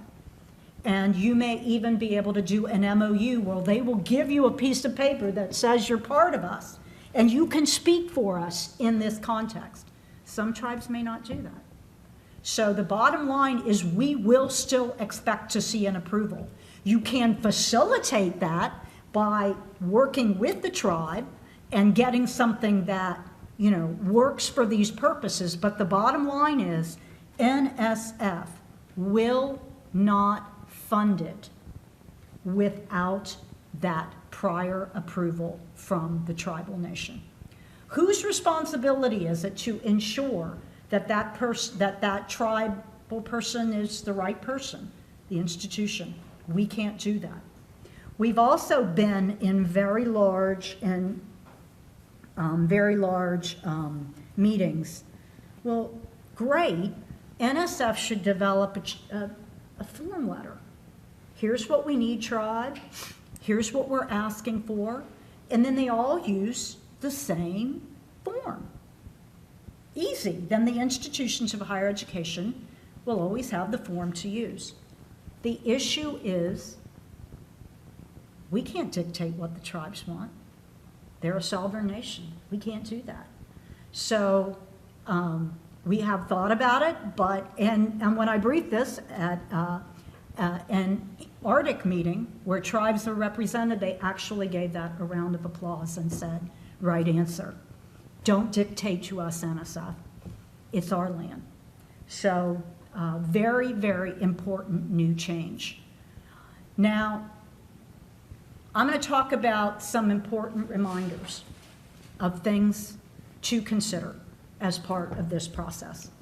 Now, read the funding opportunity, particularly if it's a solicitation. Now, I will tell you, we get lots of questions about eligibility, and we told the program officers we don't really like that language, but they say, no, we know this is the science, we want to use it. And then invariably, the language comes in and they say, policy, help us interpret that language. Well, we already tried. We tried to help you, but that eligibility, again, read it carefully. Address all there are often in a solicitation-specific review criteria. What we're going to give on the review screen when a reviewer comes in, and I'm going to talk about this a bit more, is boxes for intellectual merit, broader impacts, and solicitation specific. If they don't think that the PI or co-PI have addressed those solicitation specific, that's pretty much what they're going to write. And that's not helping the cause at all in terms of getting funding. Understanding our process, and that's why you all are here, and we're delighted you're here, because we want to demystify this process. But understanding what the process is very, very important. Obvious things like avoiding omissions and mistakes, and checking to make sure there is a proposal preparation checklist, just going through it and making sure all of that is there. Now we have a few minutes. We're taking a break, 10 a.m. Pacific time, for 15 minutes. Thank you, Tara told me that. But we do have some questions from the folks online. All right. Does NSF put senior personnel in the same category as co-PIs in regards to the no more than 4 co-PIs? Well, it's going to, the bottom line is there are a PI, maximum 1. There are co-PIs, maximum of 4. You could have any number of senior/key persons. We're changing our terminology. We always said senior personnel. Now the government-wide term of art is senior/key person. You could have as many of them as you want. Who decides who's a PI and co-PI? The institution does. So that is not our decision to make. But if they're a senior/key person and not a PI or co-PI, their name will not appear in the award notice. So something very important to consider. Can a postdoc be a PI or co-PI? Yes, for the right project, we have them be senior key persons and be a PI or co-PI. But that box on the cover sheet is where you are identifying. Now, I'm not going to say the next part because I keep stealing your thunder. I was going to tell you what happens post-award, but she's going to tell you that. Sorry. I don't want to steal her thunder. Okay, we have a question about the example you gave about catering costs. Yeah. Utilizing the subcontract mechanism. Would a catering vendor wouldn't qualify for a subcontract? Wouldn't it be a service/procurement? You can do it any way you want. Put it on other direct costs. Sometimes we've seen them both ways. Often they are. It's just a contract you're writing to have 3,000 people fed. But it's another direct cost, and you get indirects on that. If you put it, now our program officer wants you to put everything humanly possible. I shouldn't probably say that. On the subsistence line, because guess what? Participant support costs don't encumber indirects. So they just love everything to be put. If it was up to them, everything on that whole budget would be under participant support costs because there would be no indirects. But that is your choice, depending on the policies and procedures of the institution. But in any way, shape, or form, it's another direct cost. One more. It was stated what are not the reasons NSF asked for disclosure of former NSF awards. What is the reason NSF asked for this? Because you're getting government money. You should be able to justify what you've done with it. It asks things like, what publications or products? And that gets to how have you shared the information generated under that award. It's very, very important to us. Now, if you don't have any, that's not a bad thing, like I said. But if you did, you need to justify it. And you need to let us know how those important federal resources were used. And it's very important to us. All right. There's another one, but that's for the latter part of the presentation. Okay. So anyone from this group, you've done very well asking questions. Okay, well, have at it. Thank you so much. Quick questions about the results of previously funded NSFs, NSF-funded projects. Do we have to mention patents and inventions? And if so, do they need to be pre-registered? Well, those could be under a product. However, those are more typically done under your project report, where we actually have a whole section on that. Yeah, so do we have to repeat it in proposals or no? Well, what you're following in that particular section, it's a good question, and it's worth spending a moment on to make sure that we're all on the same sheet of music there. What you have to put, and there is a whole listing of items. You have to put the award number, the amount and period of support, the title of the project, summary of the results of the completed work, including accomplishments supported by the award. You have to separate those in intellectual merit and broader impact. A listing of the publications resulting from the award. And if you don't have any, you put no publications were produced under this award. Evidence of research products and their availability, data, publications, samples, physical collections, software, and models, and if the project is for renewed support, a description of the relation to the proposed work of that project. So what you're hearing is that really the patent and that kind of information should be submitted in the project report of any resulting award. But follow that guidance in the PAP guide. It's got a A, B, C, D, and E, and that's what should be followed. Other questions?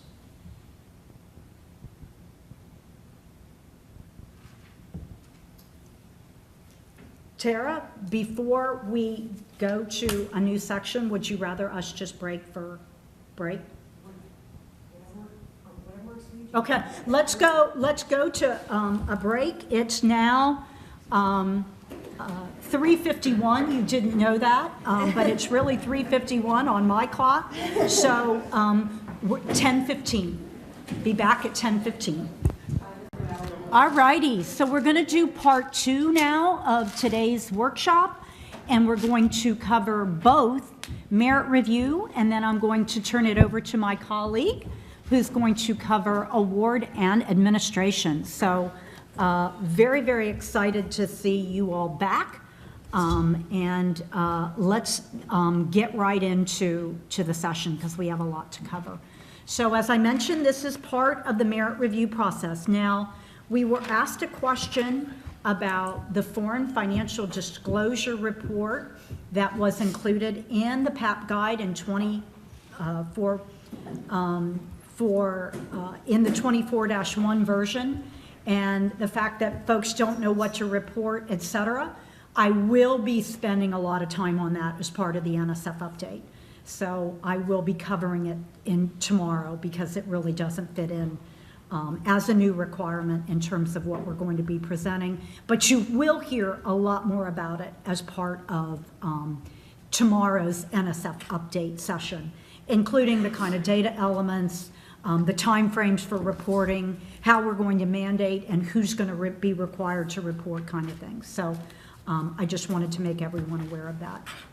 So merit review at the National Science Foundation. Well, I think you saw this slide before. The PAP guide does provide detailed guidance on proposal preparation with a description of the merit review criteria. And I'm going to be talking about what reviewers, switching vantage points here from a bit more about what faculty should be thinking about to actually how the review process occurs at NSF. And it really is important to note, I can't emphasize enough to you, the fact that you should be reviewing every solicitation, that actually every funding opportunity describes the review process. And so it's really important that your PIs do understand the context of that review, and that's helping them prepare a better proposal. So what happens when the document is submitted to NSF? Well, the first thing that happens when a proposal comes in is that it goes to an NSF program officer for a preliminary review.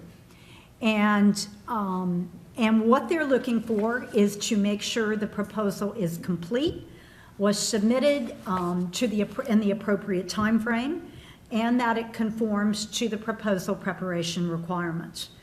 Now, let's step back a bit because I've been using two terms, and I want to make sure that everyone understands the differences between those two terms that I'm using. Proposals not accepted.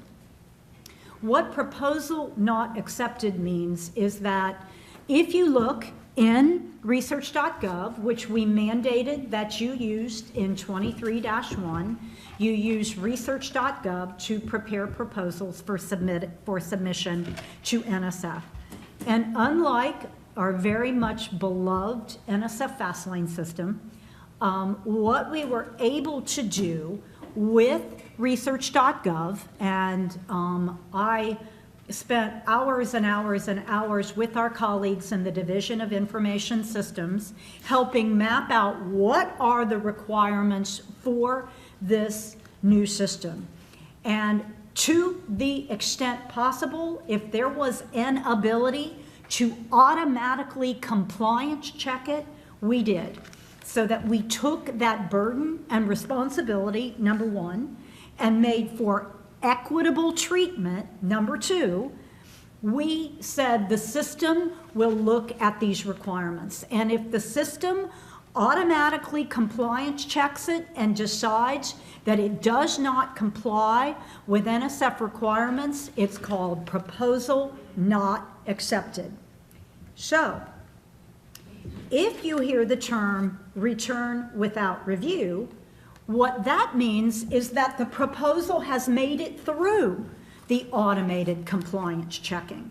And there is a next level by a human review conducted of that proposal. So those are the two types of compliance checks that occur when a proposal, well, one doesn't come into NSF because if it doesn't map the proposal not accepted, like I keep emphasizing, you could keep pressing that button and it will not let you submit those proposals. So it's made it through that, and the program officer is conducting their review. And again, as I've mentioned, they're looking for complete, they're looking for timely, and they are looking to ensure that it was compliant with typically solicitation specific and PAP guide specific proposal preparation requirements. So if it doesn't meet our requirements, NSF cannot accept a proposal or may have to return it without review if it doesn't match those requirements. If the proposal is outside the scope of a program, the program officer usually tries to transfer it to the most appropriate program for evaluation. And so we really do try to find a home within NSF to the extent we can to make sure it can be reviewed there, even if it means we have to transfer it to another program area. Now let's go back just one step very quickly though to that cover sheet that I talked about. So it asked you to put a program to review that proposal. You can also identify other programs at NSF that you think might be useful to review that proposal. That's really helpful for program officers at NSF. Obviously, they make the determination of who has to review a proposal. But what those other programs do is help identify other co-funding opportunities. And program officers love to be able to spread the amount of money they have far and wide. So they're looking at that block on the cover sheet as a place to identify other places in the foundation that may be appropriate to review that proposal.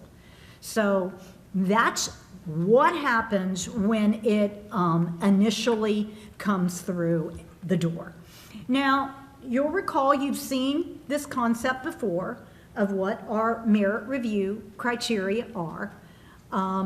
And I've mentioned that reviewers, this is now from the reviewer vantage point, not from the proposal preparation vantage point, but reviewers are considering what the proposers want to do, why they want to do it, how they plan to do it, and how they will know if they succeed and what could be those benefits if the project is successful.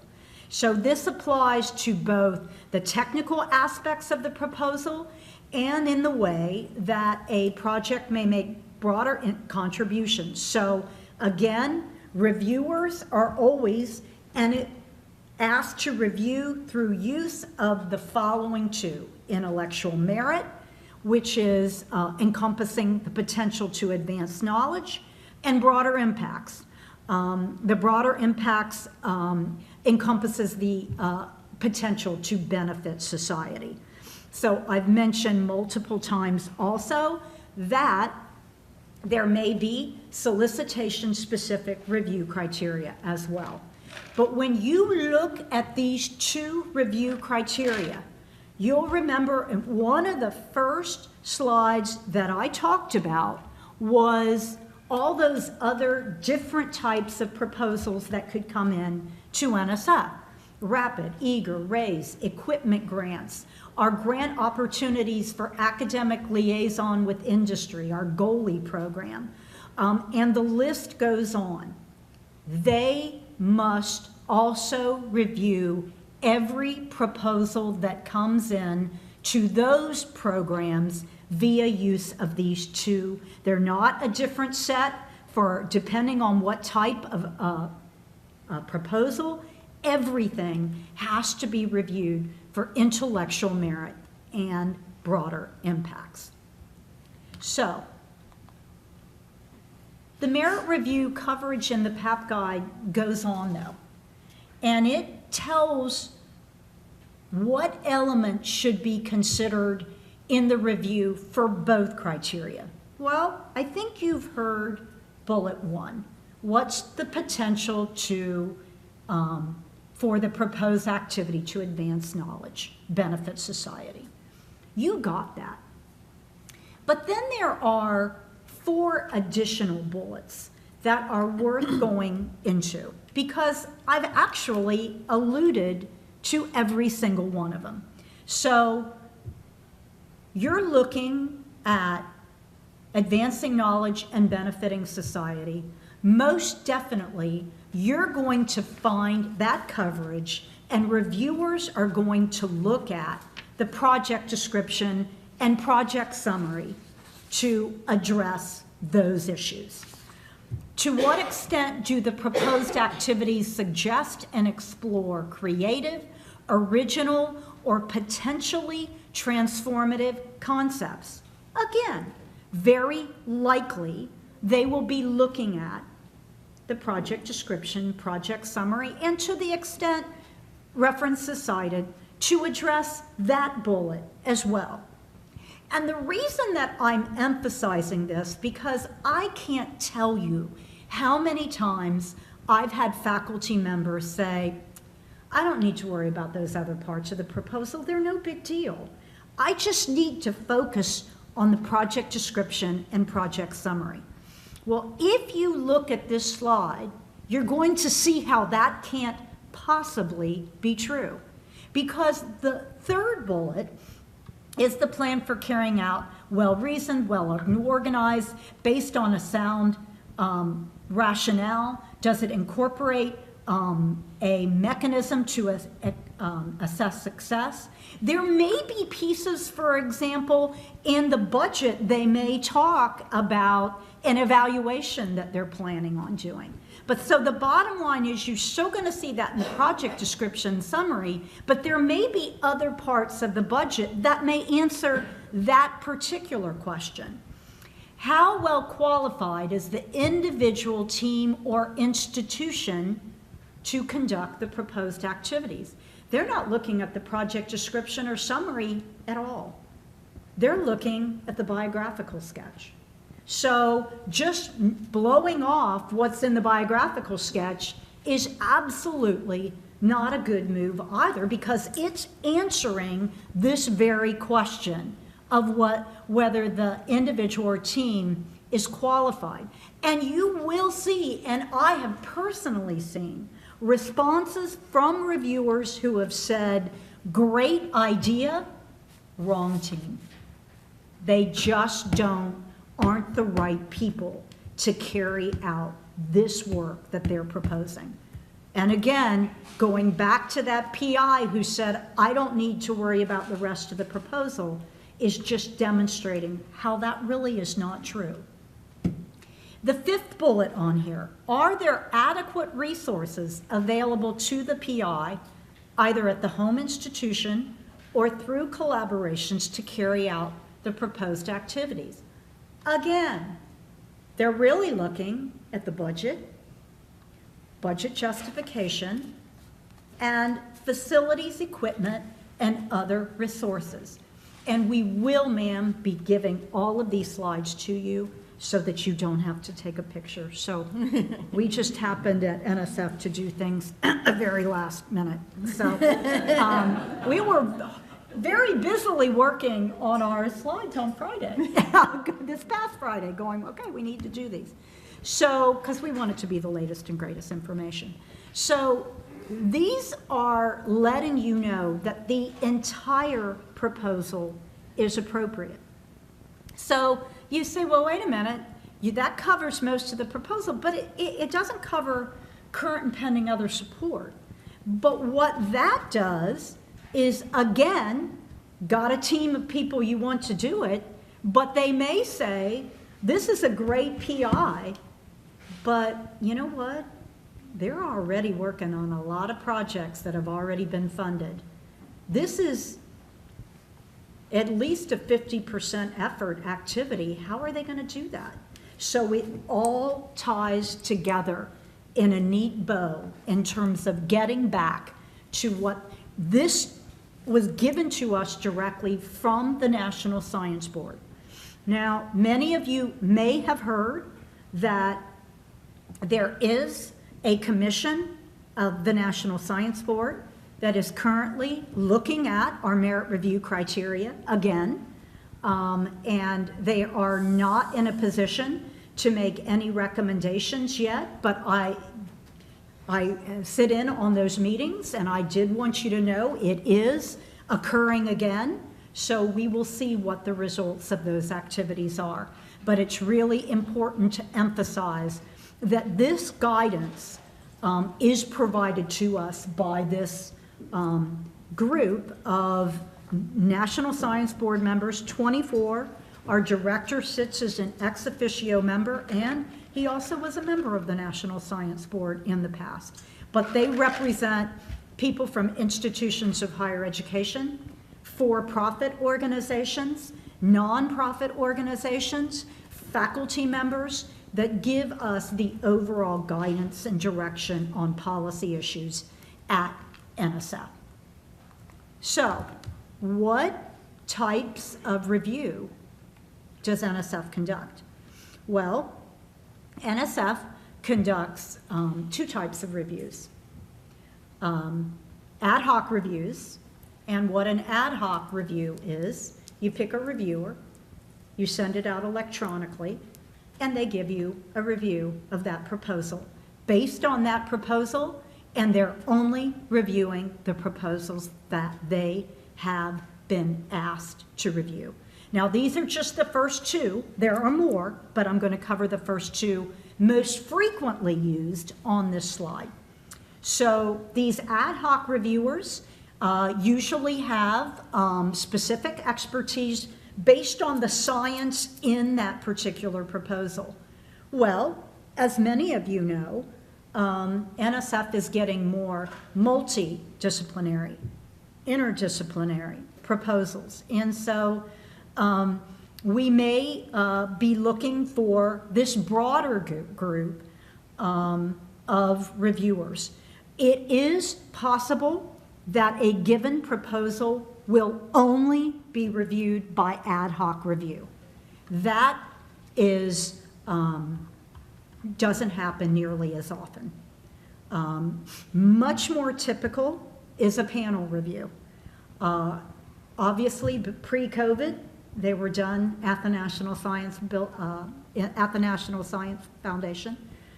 We have a, if you've ever visited our area, there are signs on the Beltway, say National Science Foundation, and we were able to get those signs because so many people were coming to do those panel reviews at NSF.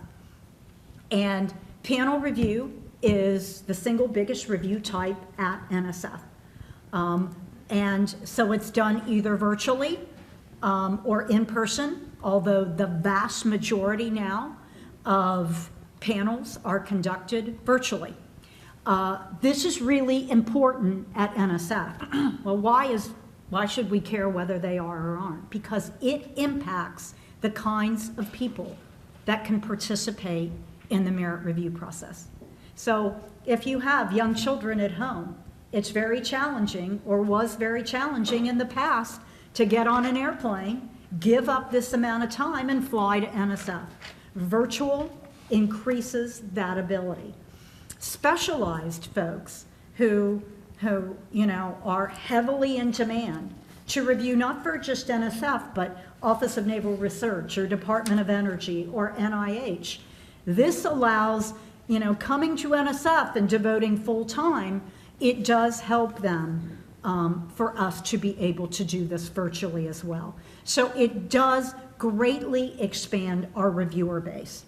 These reviewers typically do have a broader scientific knowledge, and as I mentioned with ad hoc, you can use panel review only. And like I said, it is the most heavily used type of review at NSF. Now, some proposals can undergo review by multiple panels. And the way we do that is we would take review A and review B, compare those two, and say, okay, we're getting multiple feedback based on that particular proposal. Now, internal review. Oh, yes, sir. Thank you. Would you know if it's going to be an ad hoc panel before you submit? Like, does it mention that at all? Or What is it does, unfortunately, is it says ad hoc or panel review. Okay, because I was just going to say, if it only said ad hoc, then when you have your citation, like that section of the proposal, I'd really want to emphasize. Yeah, exactly. Okay, all right, thank you. But it says ad hoc or panel. All right.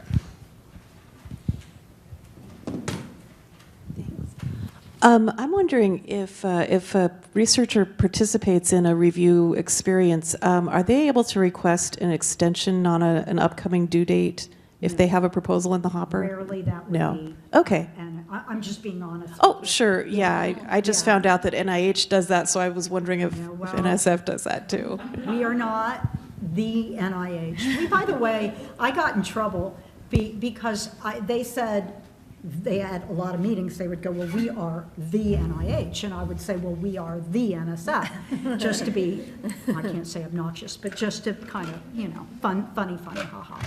But we are not the only National Science Foundation.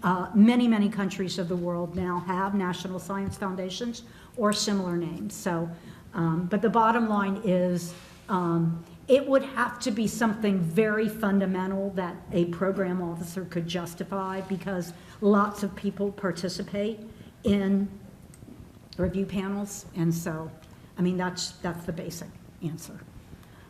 We also conduct internal review only.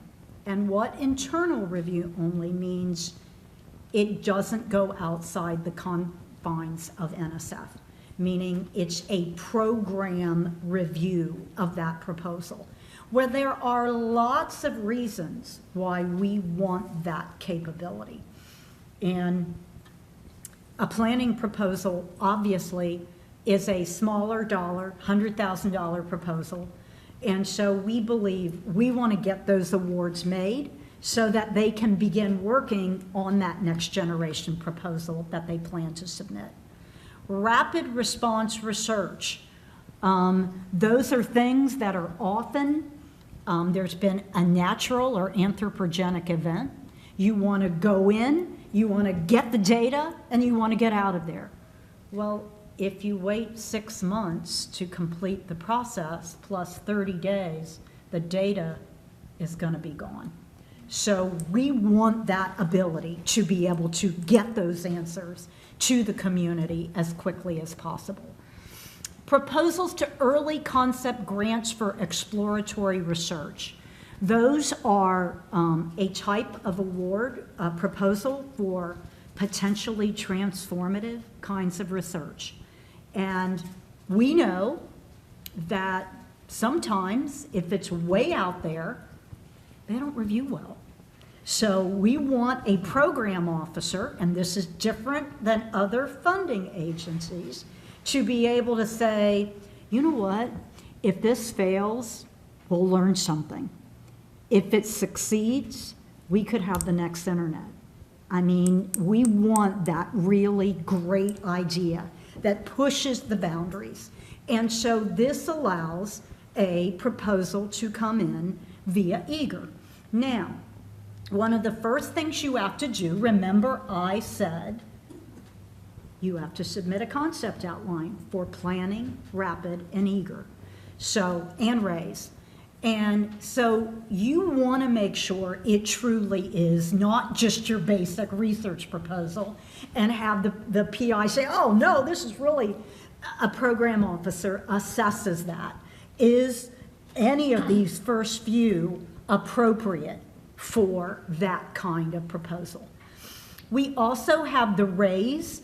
Those are $1 million awards, but you have to get the prior approval of multiple NSF program officers because the idea is it's interdisciplinary. And so we do those internally as well.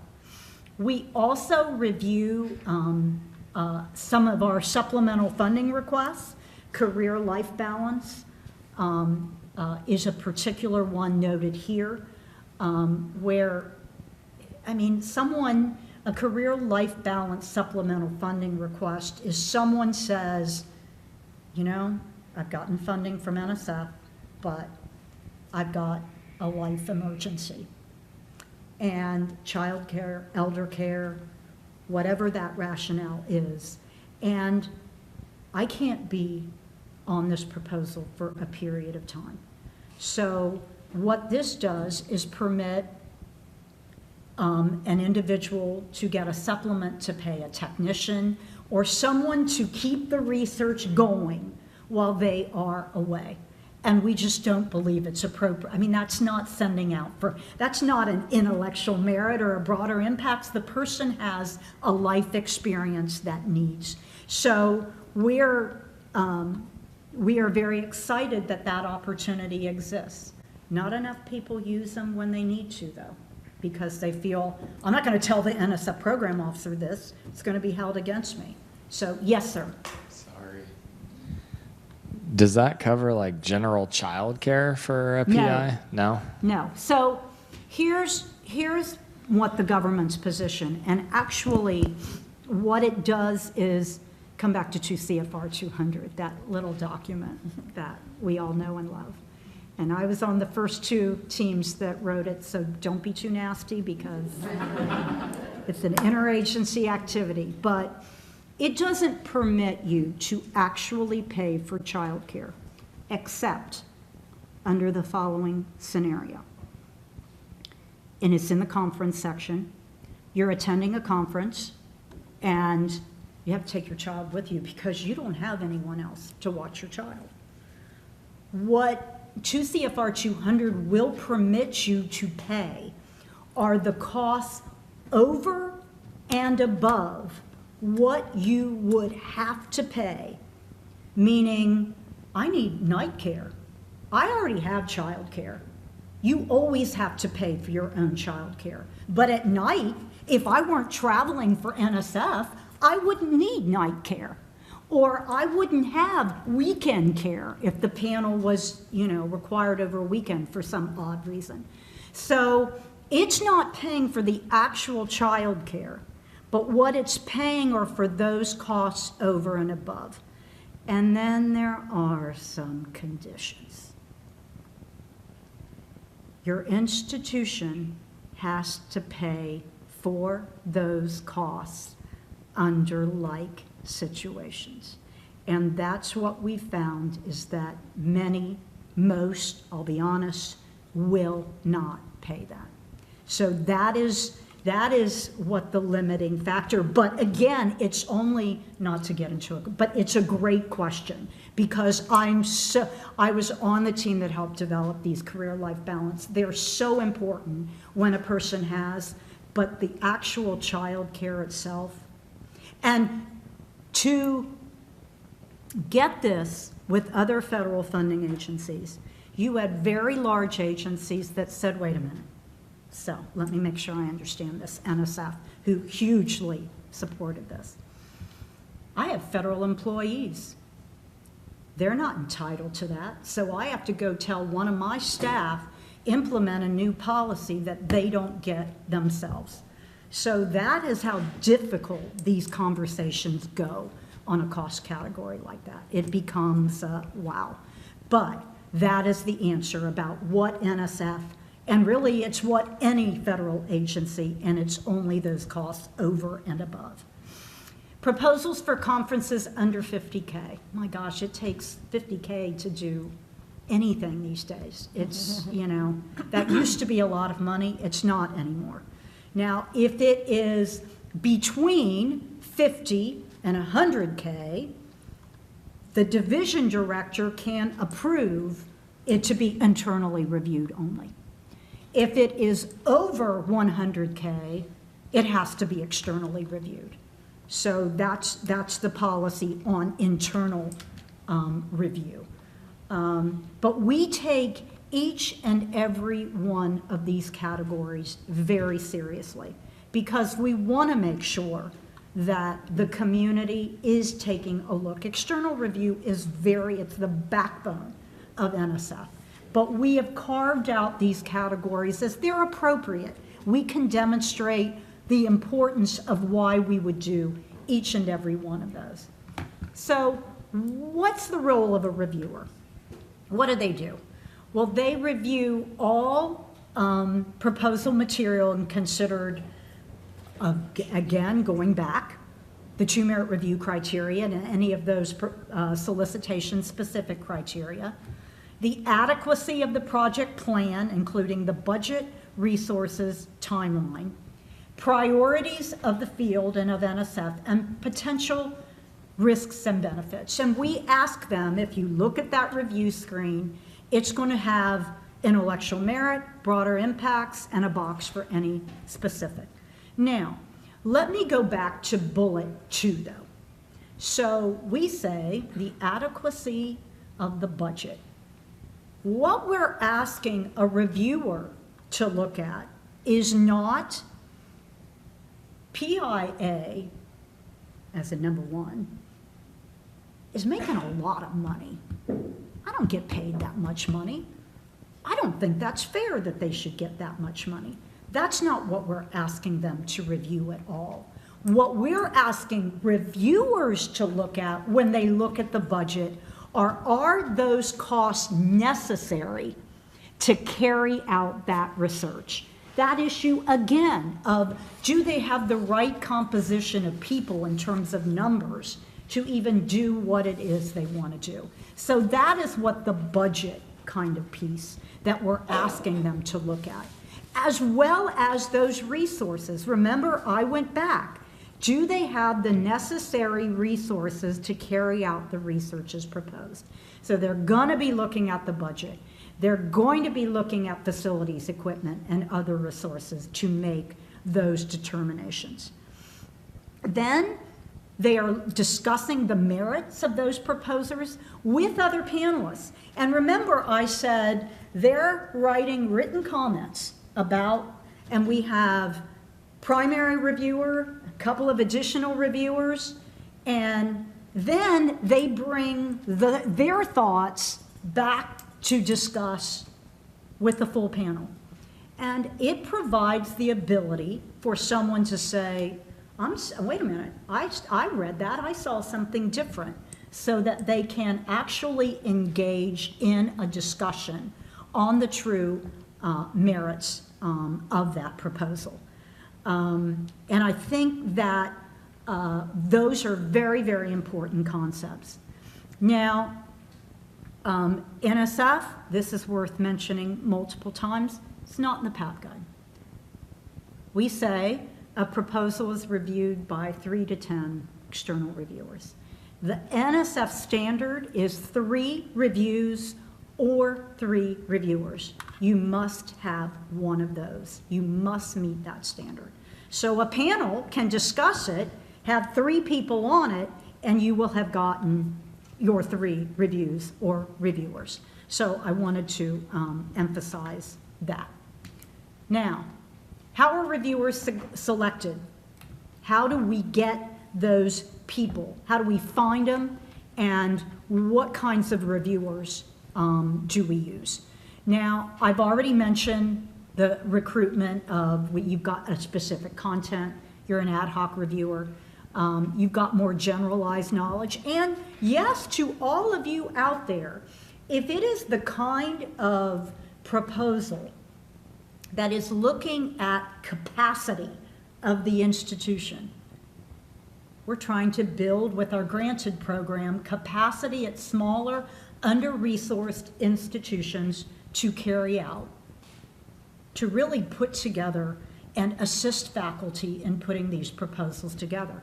We actually sometimes use AORs, sponsored projects, so it's not always just someone, it's who would be right to review that particular proposal.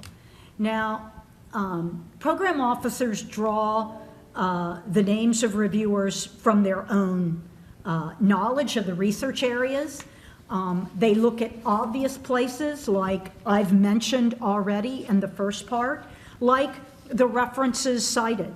They go to the seminal conferences. They see experts, and they'll have the where they go around and they'll talk about what research is being conducted.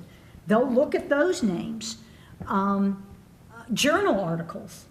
So they're looking at all.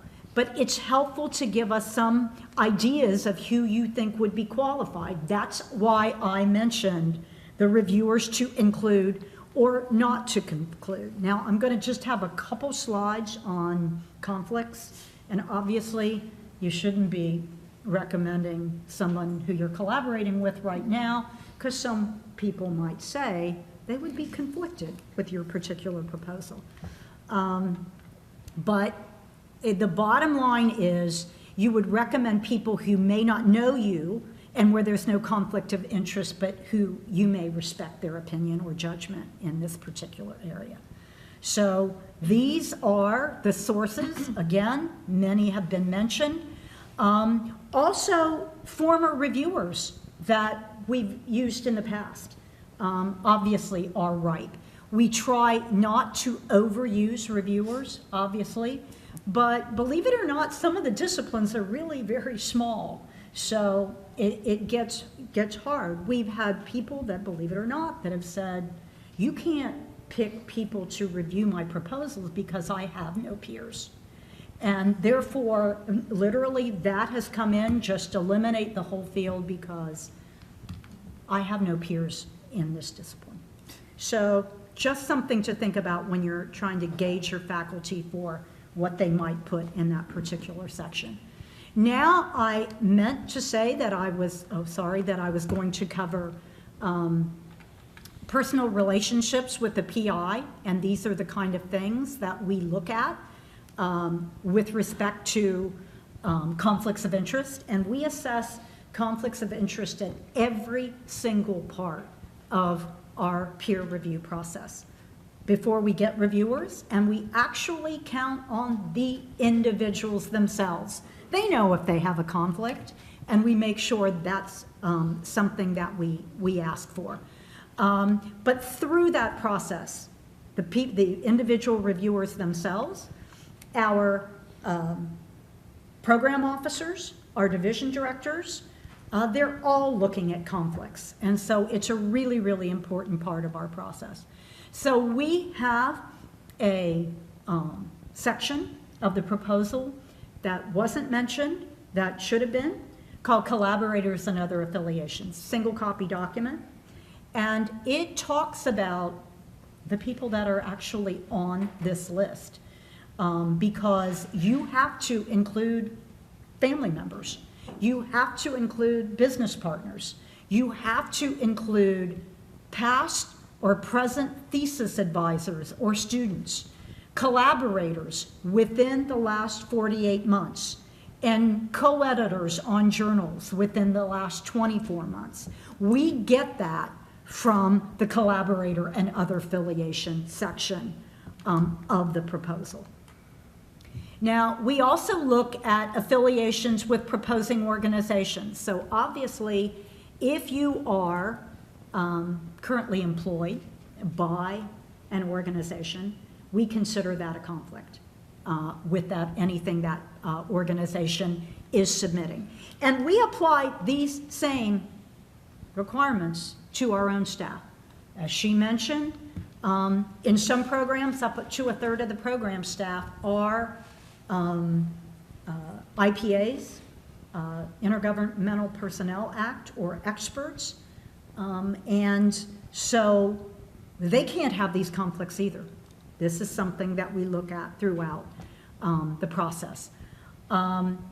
Other association with the organization, you are a consultant to that institution of higher education.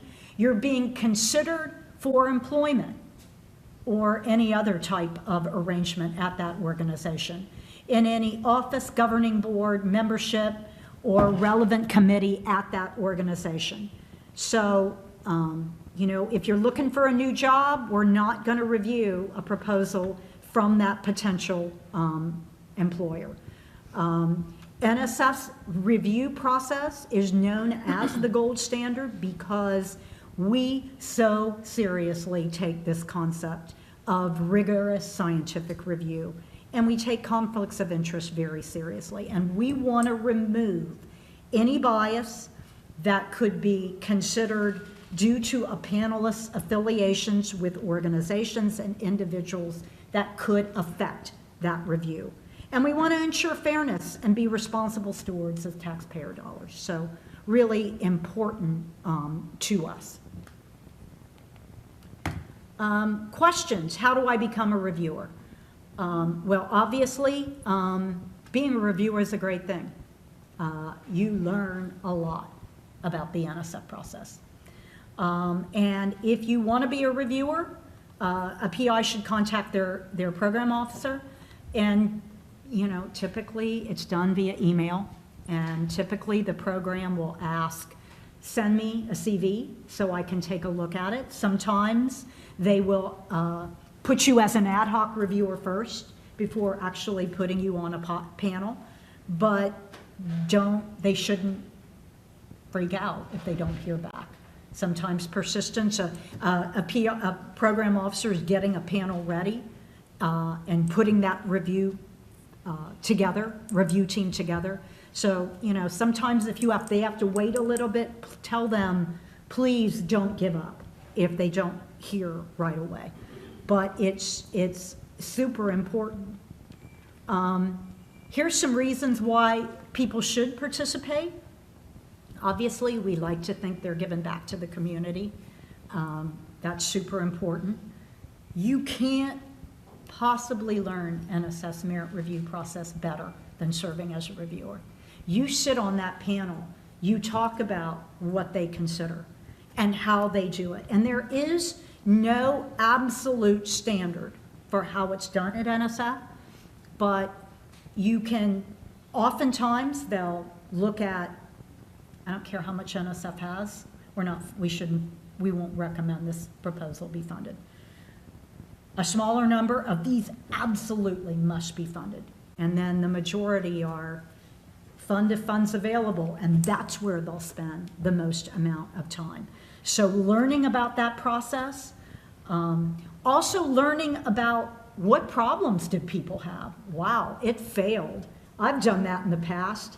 Now I know. I know exactly what I was doing and why it's important to read that solicitation, why it's important to actually know the path guide, developing strategies, you know, and also you're meeting other colleagues in the field and you're meeting NSF program officers. So it's a really, really, really great opportunity. So funding decisions. The panel's going to provide recommendations. I've mentioned this before. What is given to us is advisory from a panel. And so we're going to get that feedback on the strengths and weaknesses, and they're going to use the information from that review process, a program officer, to make a funding recommendation. And those are guided by the goals of the program. They also look at portfolio balance. I've got some slides on that later which talk about what that really means. But then a program officer is going to come up with a set of recommendations, award decline, and that's what is looked at by a division director. That recommendation, again, is that once it's given to that division director, they agree or disagree, or say, I want to talk about this. I'm looking at these reviews. Let's talk more about how you came to this recommendation.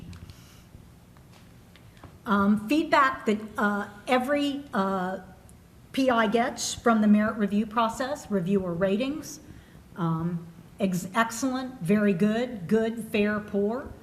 An analysis of how well the proposal addresses both of the merit review criteria, what some of the strengths and weaknesses are, and a reason for the declination. But if they have any questions, they should contact their program officer.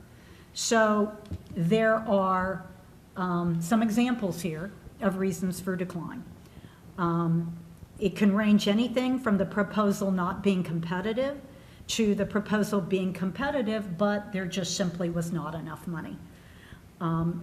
Sometimes there are flaws or issues identified by either the panel or the program officer that believe something else just stacks higher because of the flaws that we have identified. And then, of course, as I mentioned, sometimes it simply comes down to that they identifies things that are potentially problematic that could result in a decline, but the bottom line is there may not have been funding to do that. So when a PI is considering what to do with that information, let me say first and foremost, they've gotten a decline. They're thinking about what they want to do next, whether they want to revise and submit that proposal. We recommend strongly that they don't contact that program officer in the first 5 minutes they've received that decline. Obviously, this is not flip. They are not always in the best place. People don't like no. So we recommend that give it some time and take a breath, walk away, and then read it.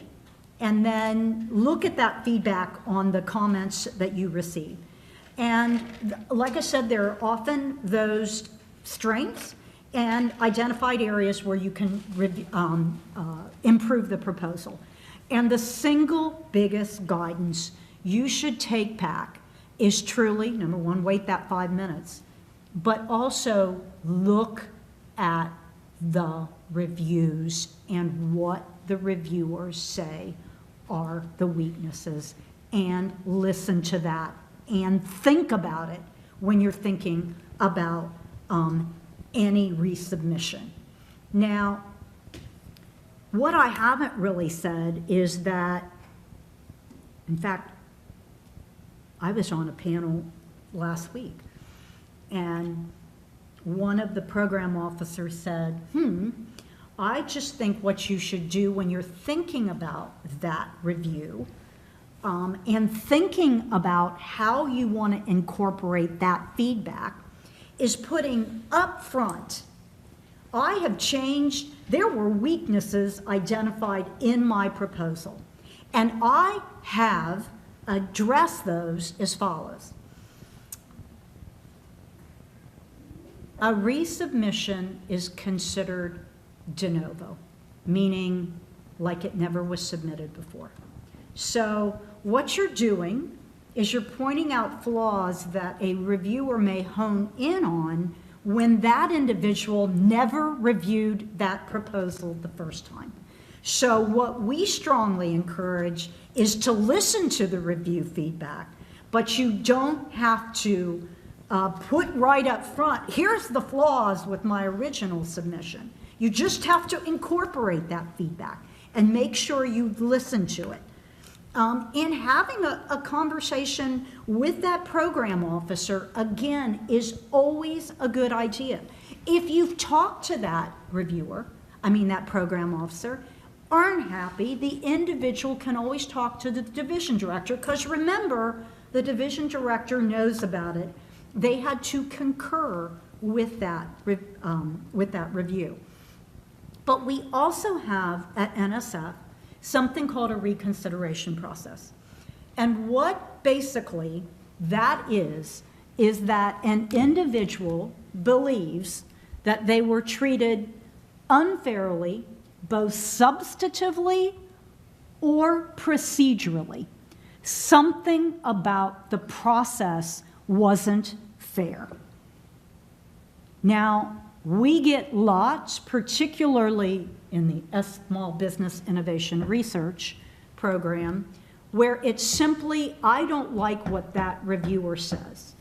It's not, it has to be more about substantively or procedurally. Now, the first step, is really that program officer or division director. But really, the reconsideration process starts in that middle section. You think you were treated unfairly, again, substantively or procedurally, that's what the PAP guide says. You can request that the assistant director of that directorate take a look at that review. And, you know, a lot of times what they do is they will assign it to someone else to take a fresh look, okay? Someone said they were treated unfairly for these reasons. I want you to take a look at this review process and tell me if you agree with what the decision was. So that's typically the first thing that would happen. And based on that, they take any other necessary steps. And then there are timeframes established. It's got to be within 90 days of the funding decision provided from the program officer. And then they will get back to you with their response. If the individual is still not happy with that decision, notice that the third line says, request from organization deputy director within 10 days of the decision. Within 60 days of the decision. So the individual has to go to head of their organization and say, I want to put this institution's name on the line and say, look, NSF, we at Institution X believe you've treated us unfairly, substantively or procedurally. And a lot of times they will engage both policy and counsel when those come in at that level. The deputy director's decision is final. There are no other places you go after that. But that is our reconsideration process. Possible considerations for NSF.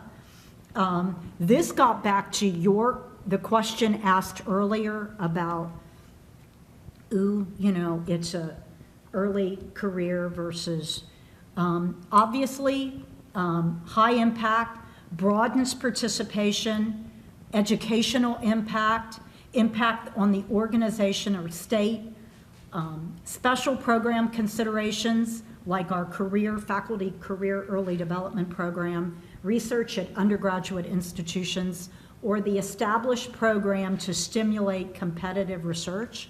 Those are states with lower research volumes. Other support that the PI may have, they've got all kinds of money.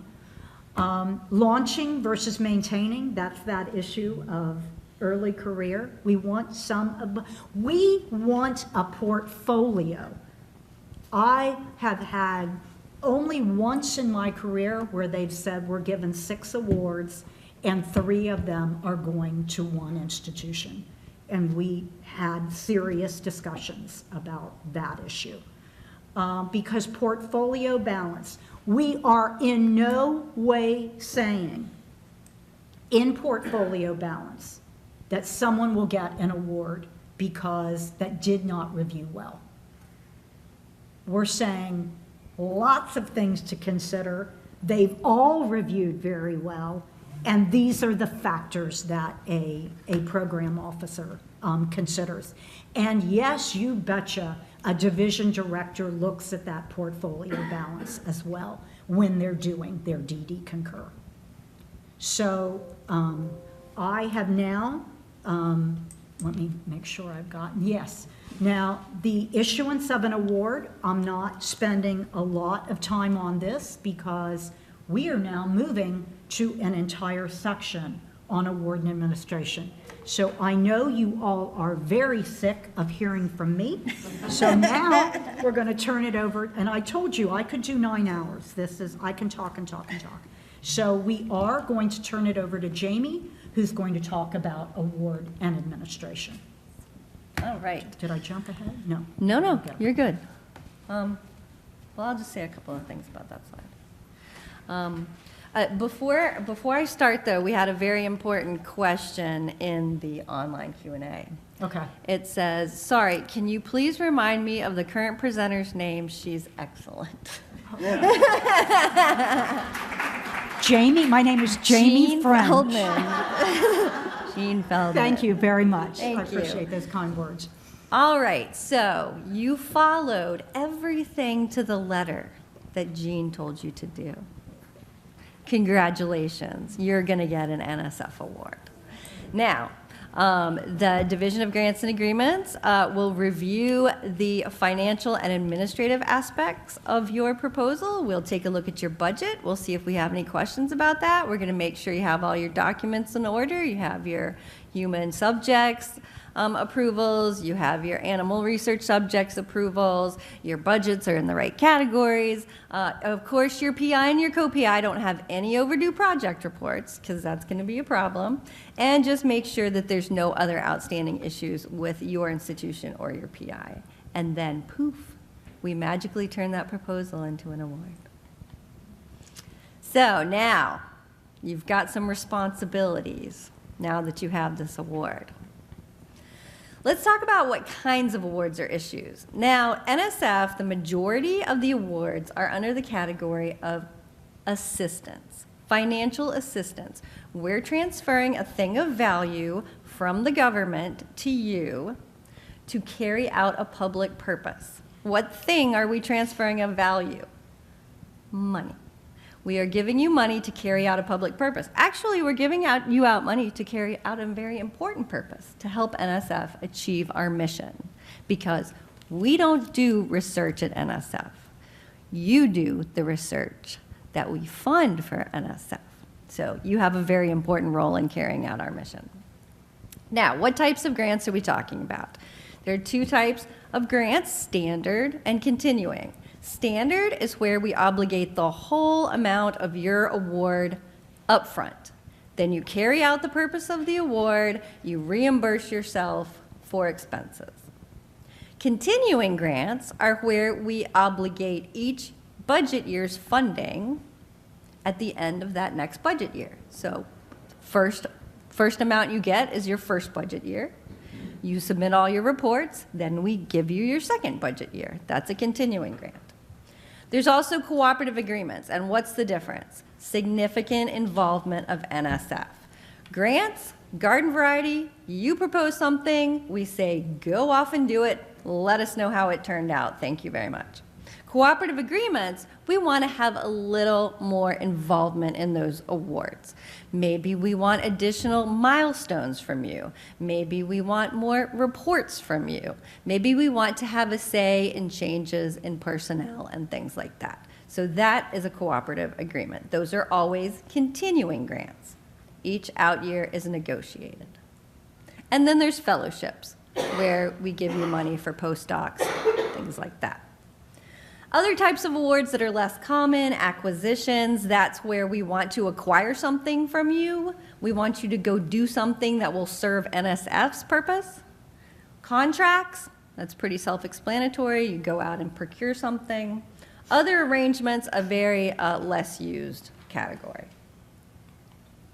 Now, I like to say that when someone gets an award, they read that first sentence, which says the NSF, congratulations, NSF is giving you, and there's a $, and then some numbers after that.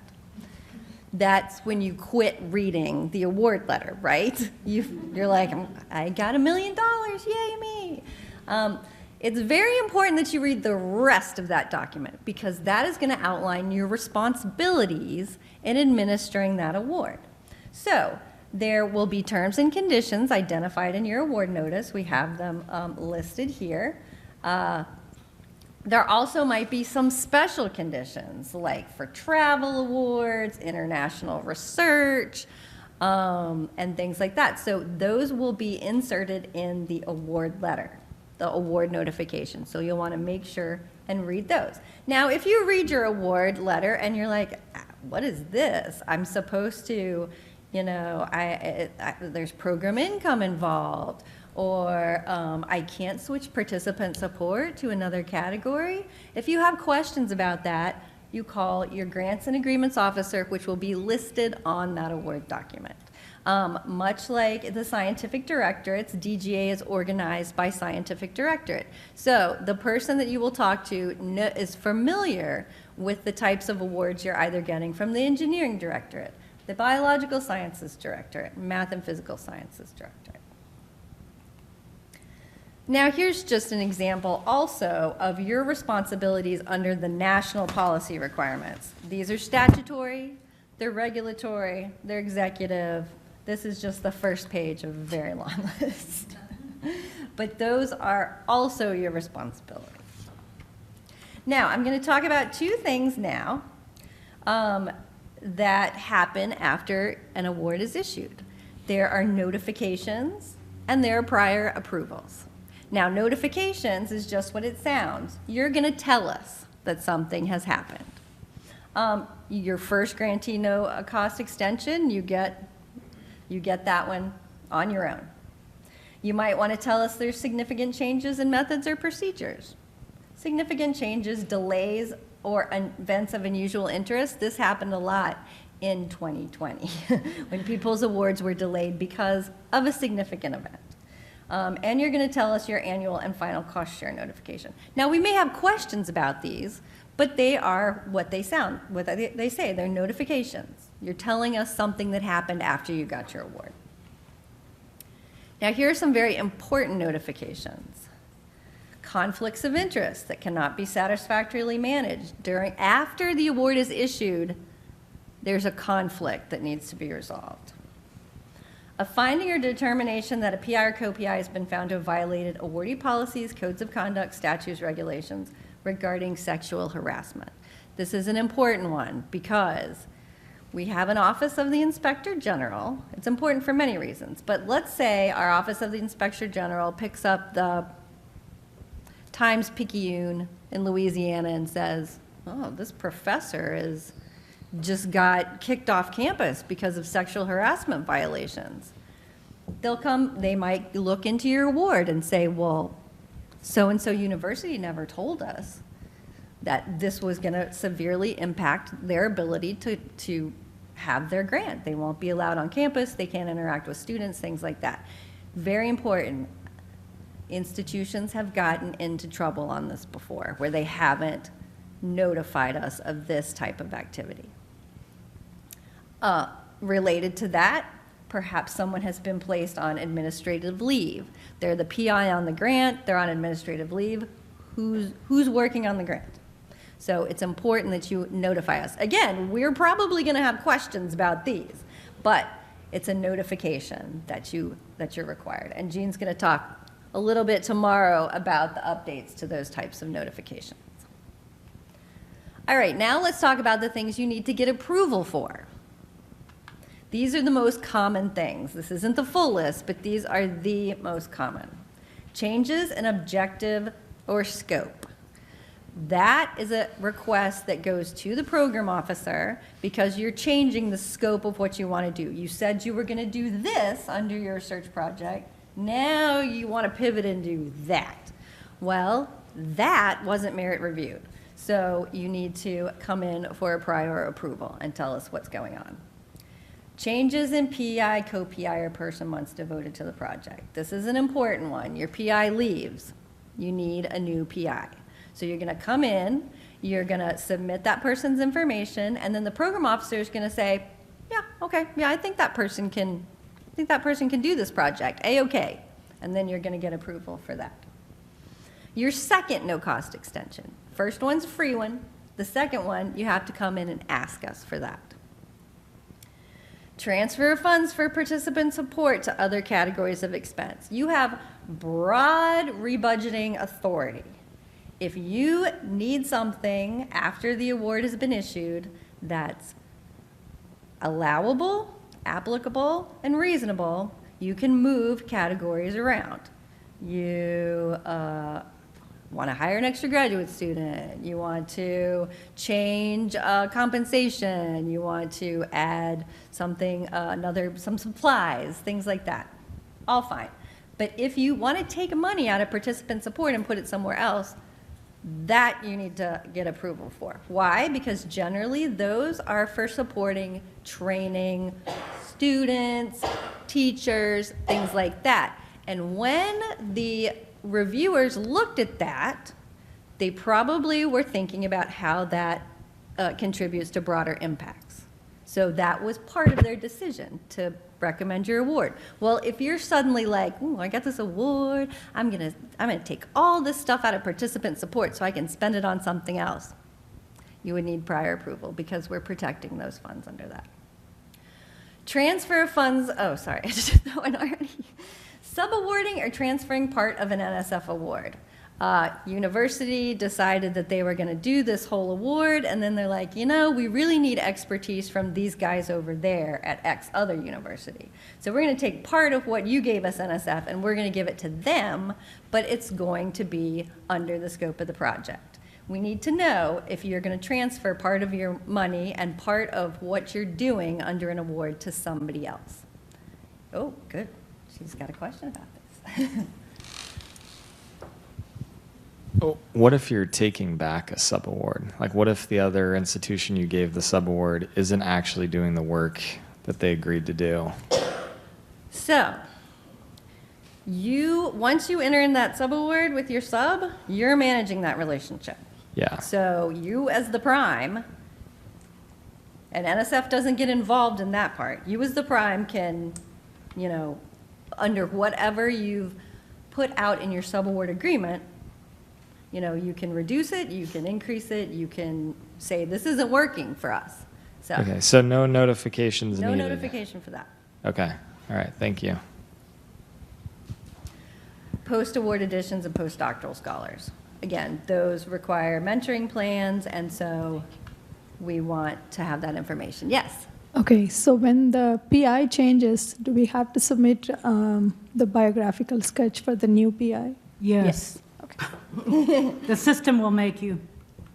thank you. We also need current and pending other support.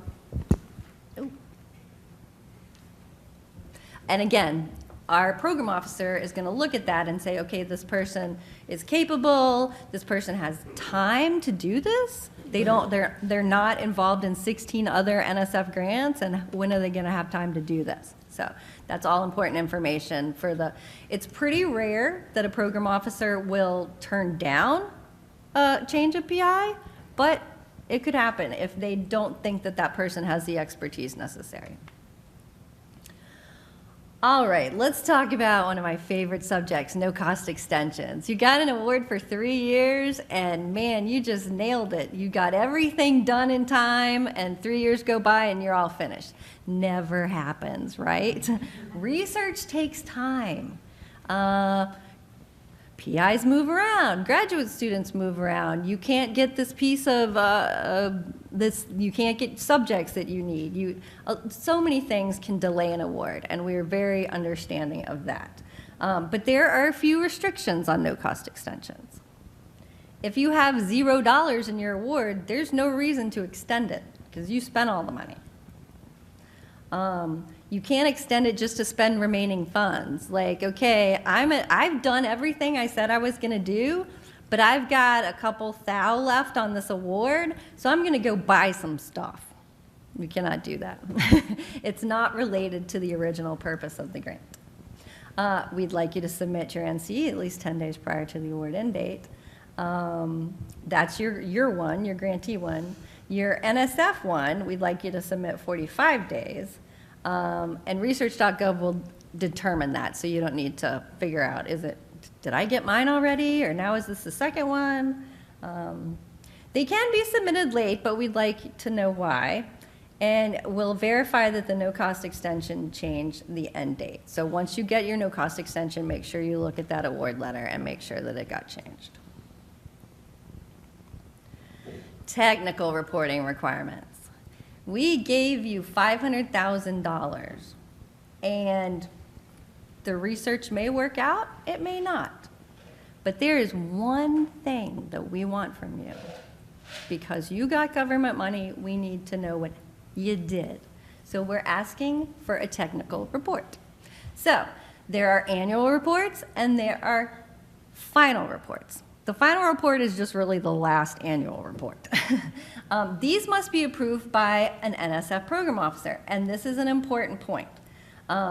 They're due 90 days prior to the end of your current budget period. You got a grant in July. The end of the next budget period is going to be that July. Your report is going to be due in that 90-day window before the end of the budget period. Once it flips over to that date in July, you are now overdue. We give you some extra time on the final. We give you 120 days. But here's what happens. People are trying to submit proposals. They're trying to get awards. They're like, well, my PI sent in his report. It's in. Well, the program officer needs to review it. And sometimes they have a few hundred reports to review. So they need some time to do that. So it's a two-parter. The PI has to submit it, and the program officer has to approve it, and then you're good. Otherwise, it's overdue. Even if your PI submitted it, if the program officer hasn't reviewed it, it's still overdue. All right, there are a couple of reports that you submit. Project outcomes report. This is for the general public, so there are a lot of suggestions on how to write these. These are not improved by your program officer. You submit them, and they go out to the public. So you want to make sure what you're putting in there is appropriate for public consumption, if you know what I mean. Because we're not looking at them before you post them on the website.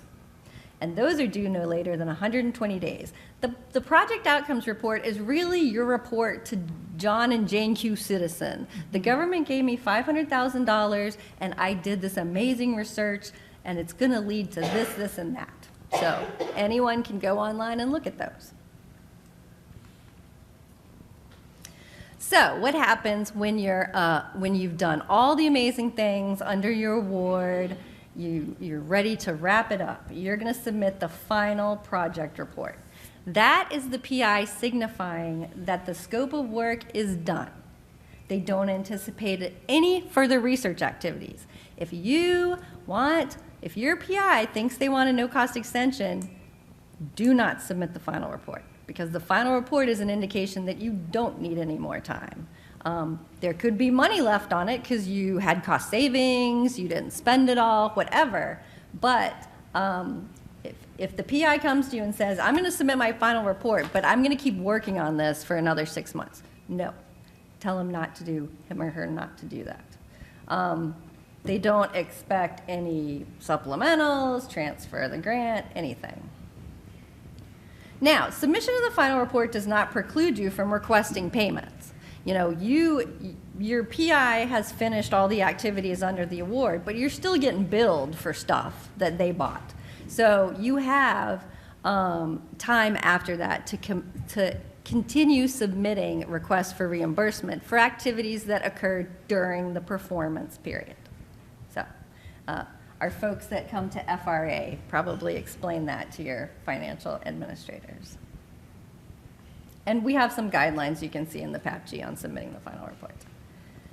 Okay, we are going to, don't worry, you'll never forget your report's due, because we're going to remind you a bunch of times before it's due. We send reminder notices when they're due and when they become overdue.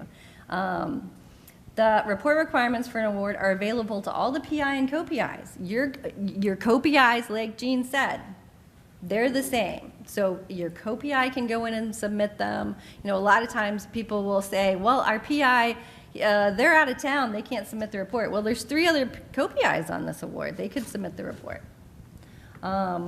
You can run a report of all reports that are due and overdue. So if you want to see what your PIs have overdue reports because they're saying, you know, help me submit this proposal. Well, you have an overdue report, so it's not going to go through. So you can keep track of that. Unfortunately, the SRO does not have access to submit the reports because, again, this is a technical report, a report on the scientific research. If you have problems, you can contact your program officer, research.gov, or you can call your grants officer, which again is going to be right at the top of your award letter. There are some consequences. Again, like I said, we just want this one thing.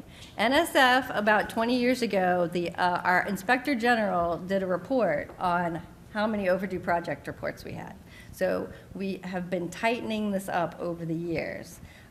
So your PIs will be blocked. They won't be able to submit proposals. They won't be able to submit administrative actions like no-cost extensions or a change of PI. It's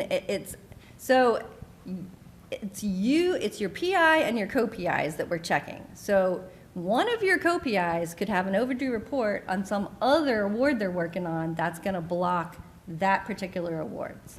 So PIs need to pick their co-PIs intelligently and smartly. Are they detail-oriented, and will they submit those reports on time? You could be reported to FAPIS. I'm going to get to that later. So like I said, we're always trying to increase our response rate for reports and eliminate our backlog of overdue reports. So we did a pilot where we had awards from 3 divisions that had overdue project reports. We did targeted communication, and we withheld future payments based on the fact that their reports were overdue.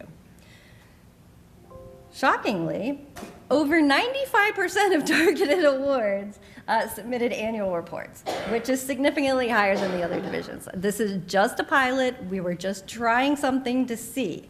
If we wanted to do this, you know, across NSF, it would take a lot to scale that up. So right now, we're just looking at the results of the pilot and seeing.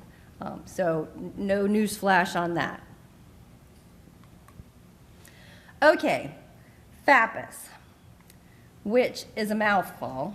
Federal, it's basically where if you, under an award, you violated the terms and conditions of your award. NSF is required to report you into the system, then all the other agencies have to check before they give you an award. It was a really long title, but now they've changed it to responsibility qualification, and they've consolidated it in SAM. So now we don't have to go into 2 separate systems. We can check SAM for both your debarments and for your responsibility qualifications. We have a small number of institutions that have been put into RQ, formerly FAPIS. We have not had to put anyone in yet for overdue project reports, thankfully, because we did a lot of outreach on that. But you don't want to be in this system because, like I said, you violated the terms and conditions of your award. Let me give you an example. University X failed to notify us of a long-term absence of PI. The IG found out about it, and they came back and they said, and we said, well, yes, they have violated the terms and conditions. They go into this system. Now, Department of Energy wants to give them a grant. They go in and say, oh, this university violated the terms of their award conditions. So they call NSF and they say, well, what happened, NSF?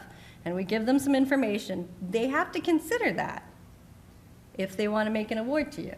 So stay out of it.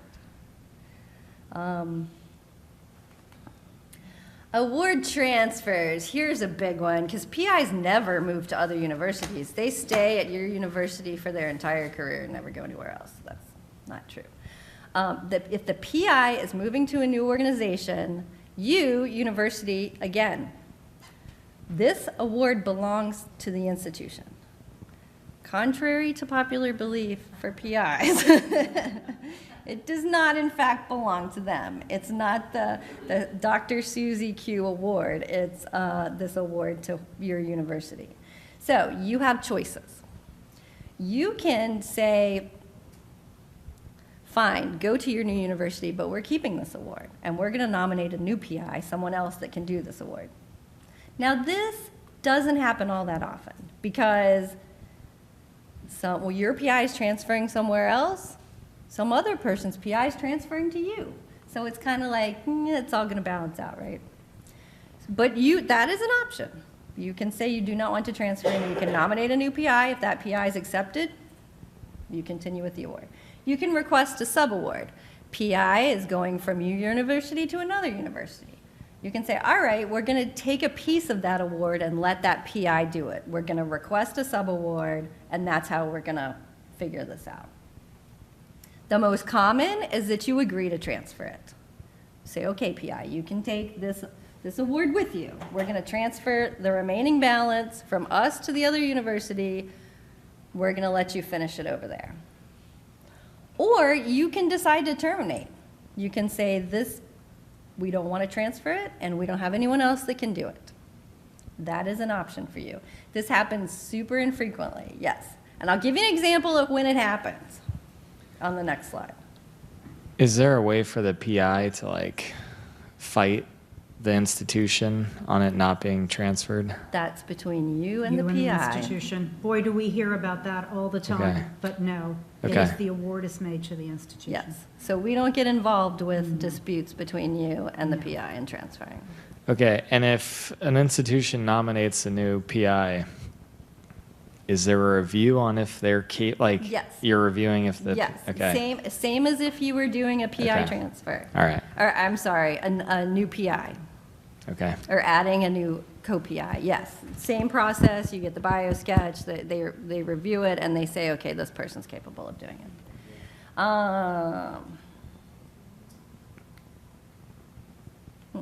So I'll give you an example of when we'd have to terminate. Career awards. Career awards go to the specific PI, and if that PI transfers, they have to take that award with them. PI transfers to a foreign institution. We don't make awards to foreign institutions, so they have to give up. We've had this happen where people have gone to work in Canada or Mexico, and they think they can take their award, and they can't. So, and you can't nominate another PI, so that's an example of that not working. All right, who to contact at NSF? This bullet is for PIs. If you have questions about your award, the administrative and financial aspects of your award, not the science part, contact your sponsored projects office, you guys. You know, we get a lot of questions in the Division of Grants and Agreements. The PI will call us and say, well, my institution isn't letting me do X, Y, and Z. Can you call them and tell them that they are wrong? No, I can't. Because your institution might have more complex policies and procedures than I do. So you have to follow what your institution tells you. So now, if you are unsure of how to interpret a specific award condition, you, Sponsored Research Office, can give us a call, the grants officer. We will be more than happy to help you, but we don't get involved in skirmishes between you and the PI regarding your own policies and procedures. The program officer, that's for your PI to contact about specific scientific, technical, project-related questions under the award. Or guidance on a funding opportunity. They want to find out, is this funding opportunity right for me? Again, Grants and Agreements Officer, those are questions related to a specific NSF award, the terms and conditions, any supplemental language in that, the interpretation of any of the cooperative agreement terms and conditions. So we are there for you. And then we have the policy office. Let's say you have a super general policy question that doesn't impact any particular award, it's just general. All right. Now we have reached the part of the presentation where you get to ask us more questions. And if you don't have questions, I have a few online here, so don't be shy.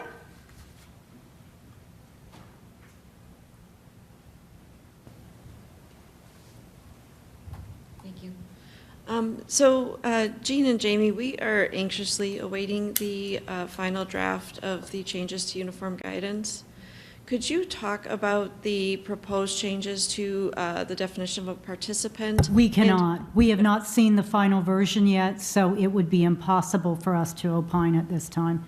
Unlike prior versions of 2 CFR 200 where agencies were intimately involved with OMB, we are not this go-around. It is being led by OMB, so I would feel very uncomfortable since we haven't seen the final version, unfortunately. Thank you very much. But stay tuned for more, because yes, that definition of participant has changed. Here's a very good question. What if the PI leaves the university without submitting the final report? Happens pretty frequently. Well, their ID is tied to that NSF grant no matter where they go. So they will continue to get blocked until they submit that report. They won't be able to submit new proposals. They won't be able to do any admin thing. They won't be able to be added as a PI under any other award. So it will follow them until they submit it.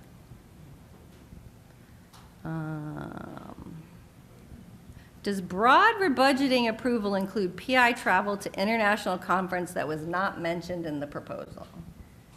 Again, allocable, reasonable, and allowable. And not a change in objective or scope, but that very likely would unlikely be a change in objective or scope. That happens all the time. If there's funding available, it's not a change in objective or scope. They want to go to a conference. But, I mean, obviously, there has to be benefit to the grant, and it has to be reasonable.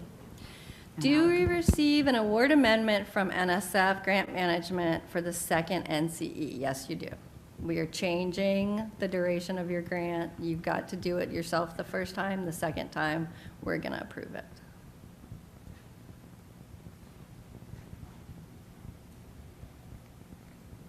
I have a question. So in the case where like there's a new PI that's being, suggested because the other one was going to a foreign Can you institution. speak into the mic, please? Yeah, sorry. If there's an instance where like there's a new PI that's being recommended for the project because the other one was going to another institution or foreign country or whatever the case is, and you all are reviewing the biosketch and the submitted documentation, has there been instances where you have declined the transition of a new PI because you didn't feel like it was adequate and they would be able to carry on the project? Well, we're not going to decline the PI moving. Oh, no, like a new person coming in. We'd have to look at that person in the same vein as, does this person have the necessary qualifications to carry out that research? Gotcha. Okay. Does the university get dinged if they submitted the report on time, but the review put it into an overdue status? I wouldn't say dinged, but again, you're not going to be able to submit proposals. For that PI won't be able to submit proposals until it gets reviewed. Now, at the end of the fiscal year, where we're making grants fast and furious, we generally call the program officers and say, this institution's waiting for an award. Can you perhaps prioritize the review of this report?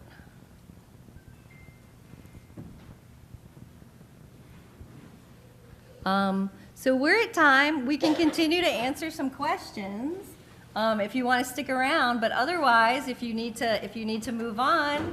We thank you for your time and attention and your great questions. Yes, great questions. Don't forget our session tomorrow at 1 o'clock.